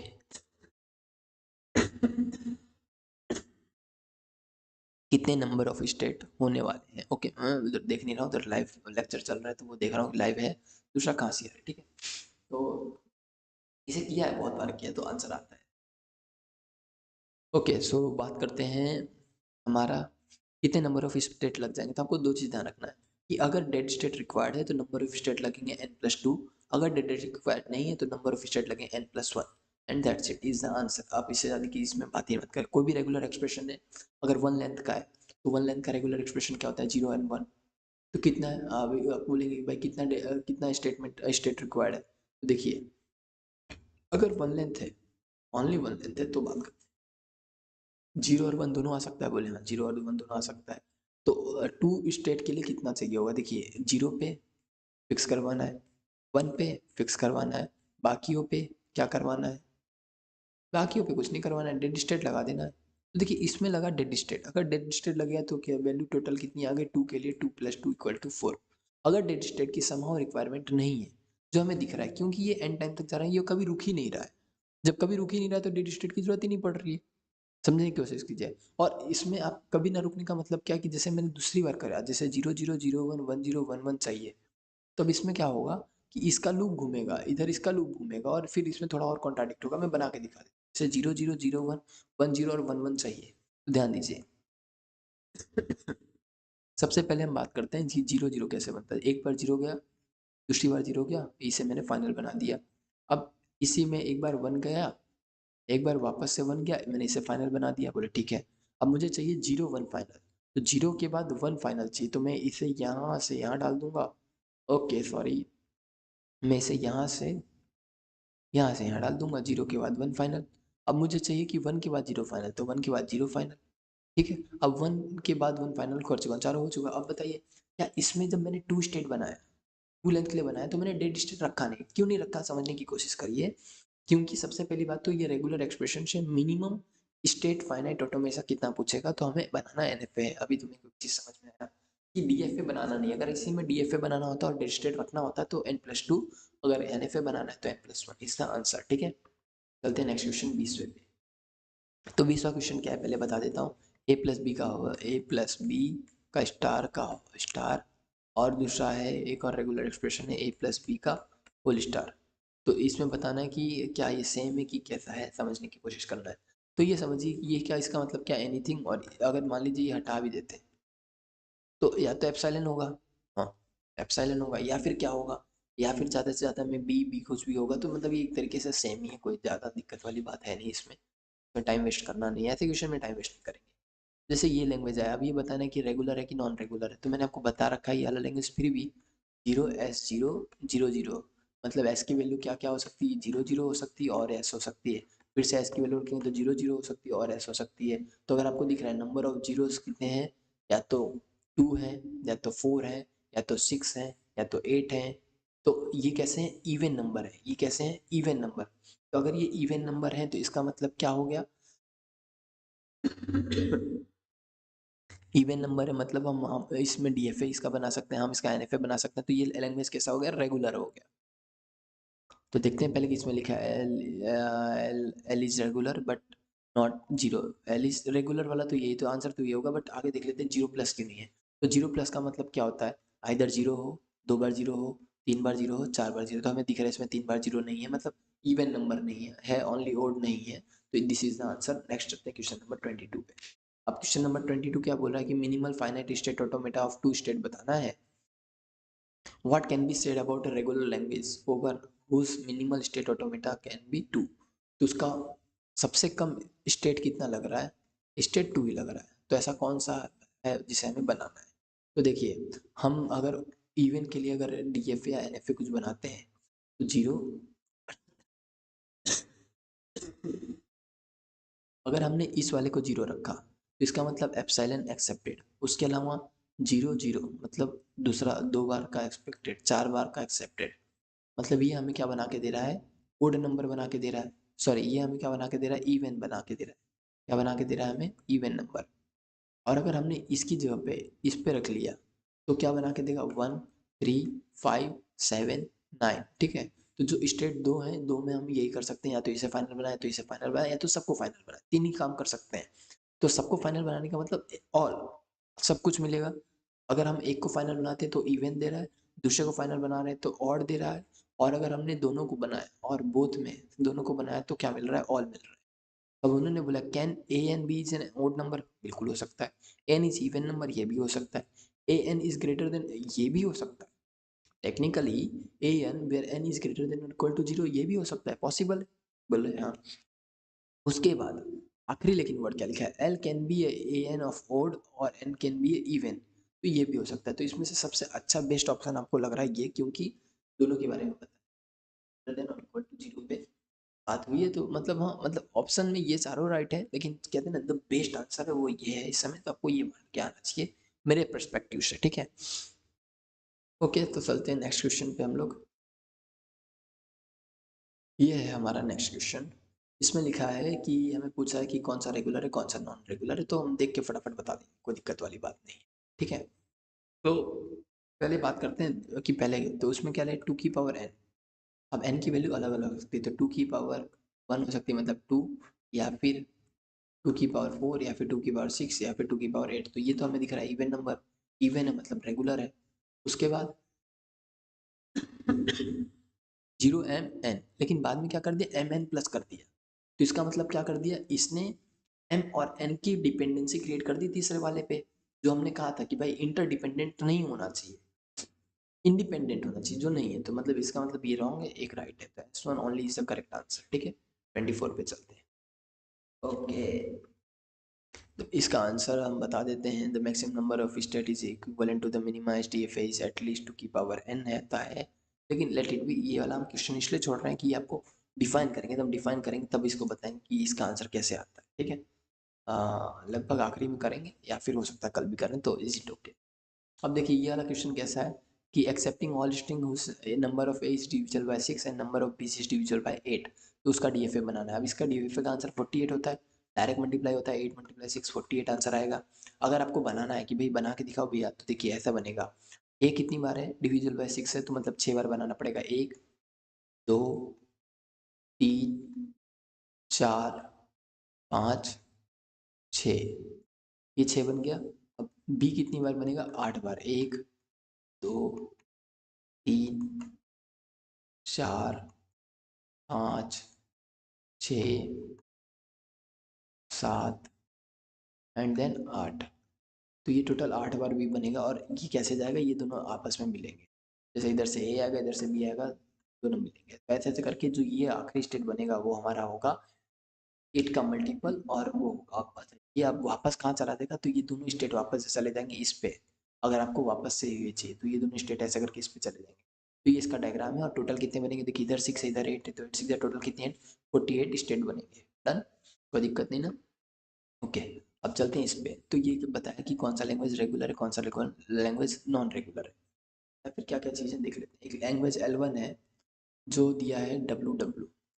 अब WW का मतलब समझने की कोशिश करते हैं। इसने बोला कि भाई इसमें सेट ऑफ ऑल लैंग्वेजेस आता है, तो AB का स्टार एक तरीके से, और फिर वापस से करिए AB का स्टार। तो इसमें तकलीफ क्या, अगर आपको ये देख के लग रहा है रेगुलर भी, ये तो रेगुलर हुआ, लेकिन रेगुलर इसलिए नहीं हुआ, इसका रीज़न क्या है कि आप ये समझिए, जैसे इसमें आपने मान लीजिए बनाया एक स्ट्रिंग ABA, तो आपको जो दूसरा स्ट्रिंग बनाना है वो भी ABA बनाना है, और वो कैसे बनेगा वो इसको देख के बनेगा। तो आपको नहीं लग रहा है ये एक दूसरे पे डिपेंडेंट है, बिल्कुल डिपेंडेंट है। तो ये क्या हो गया, कॉन्टेक्स्ट फ्री लैंग्वेज हो सकता है, कॉन्टेक्स्ट सेंसिटिव लैंग्वेज हो सकता है, बट ये क्या होगा, रेगुलर नहीं होगा, इस बात की गारंटी है।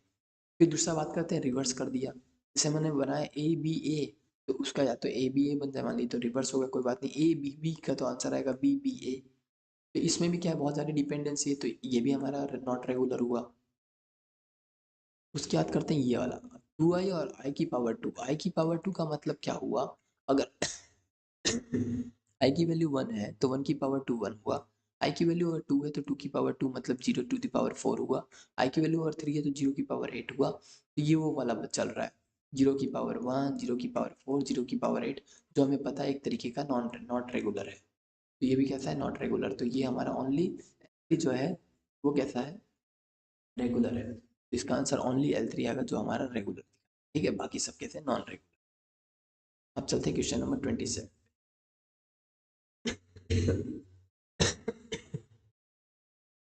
काफी तक लग रहा है, ट्राई था कम से कम पूरा करने का, और 1.5 घंटे का ऑलरेडी। कोशिश तो है, करते हैं।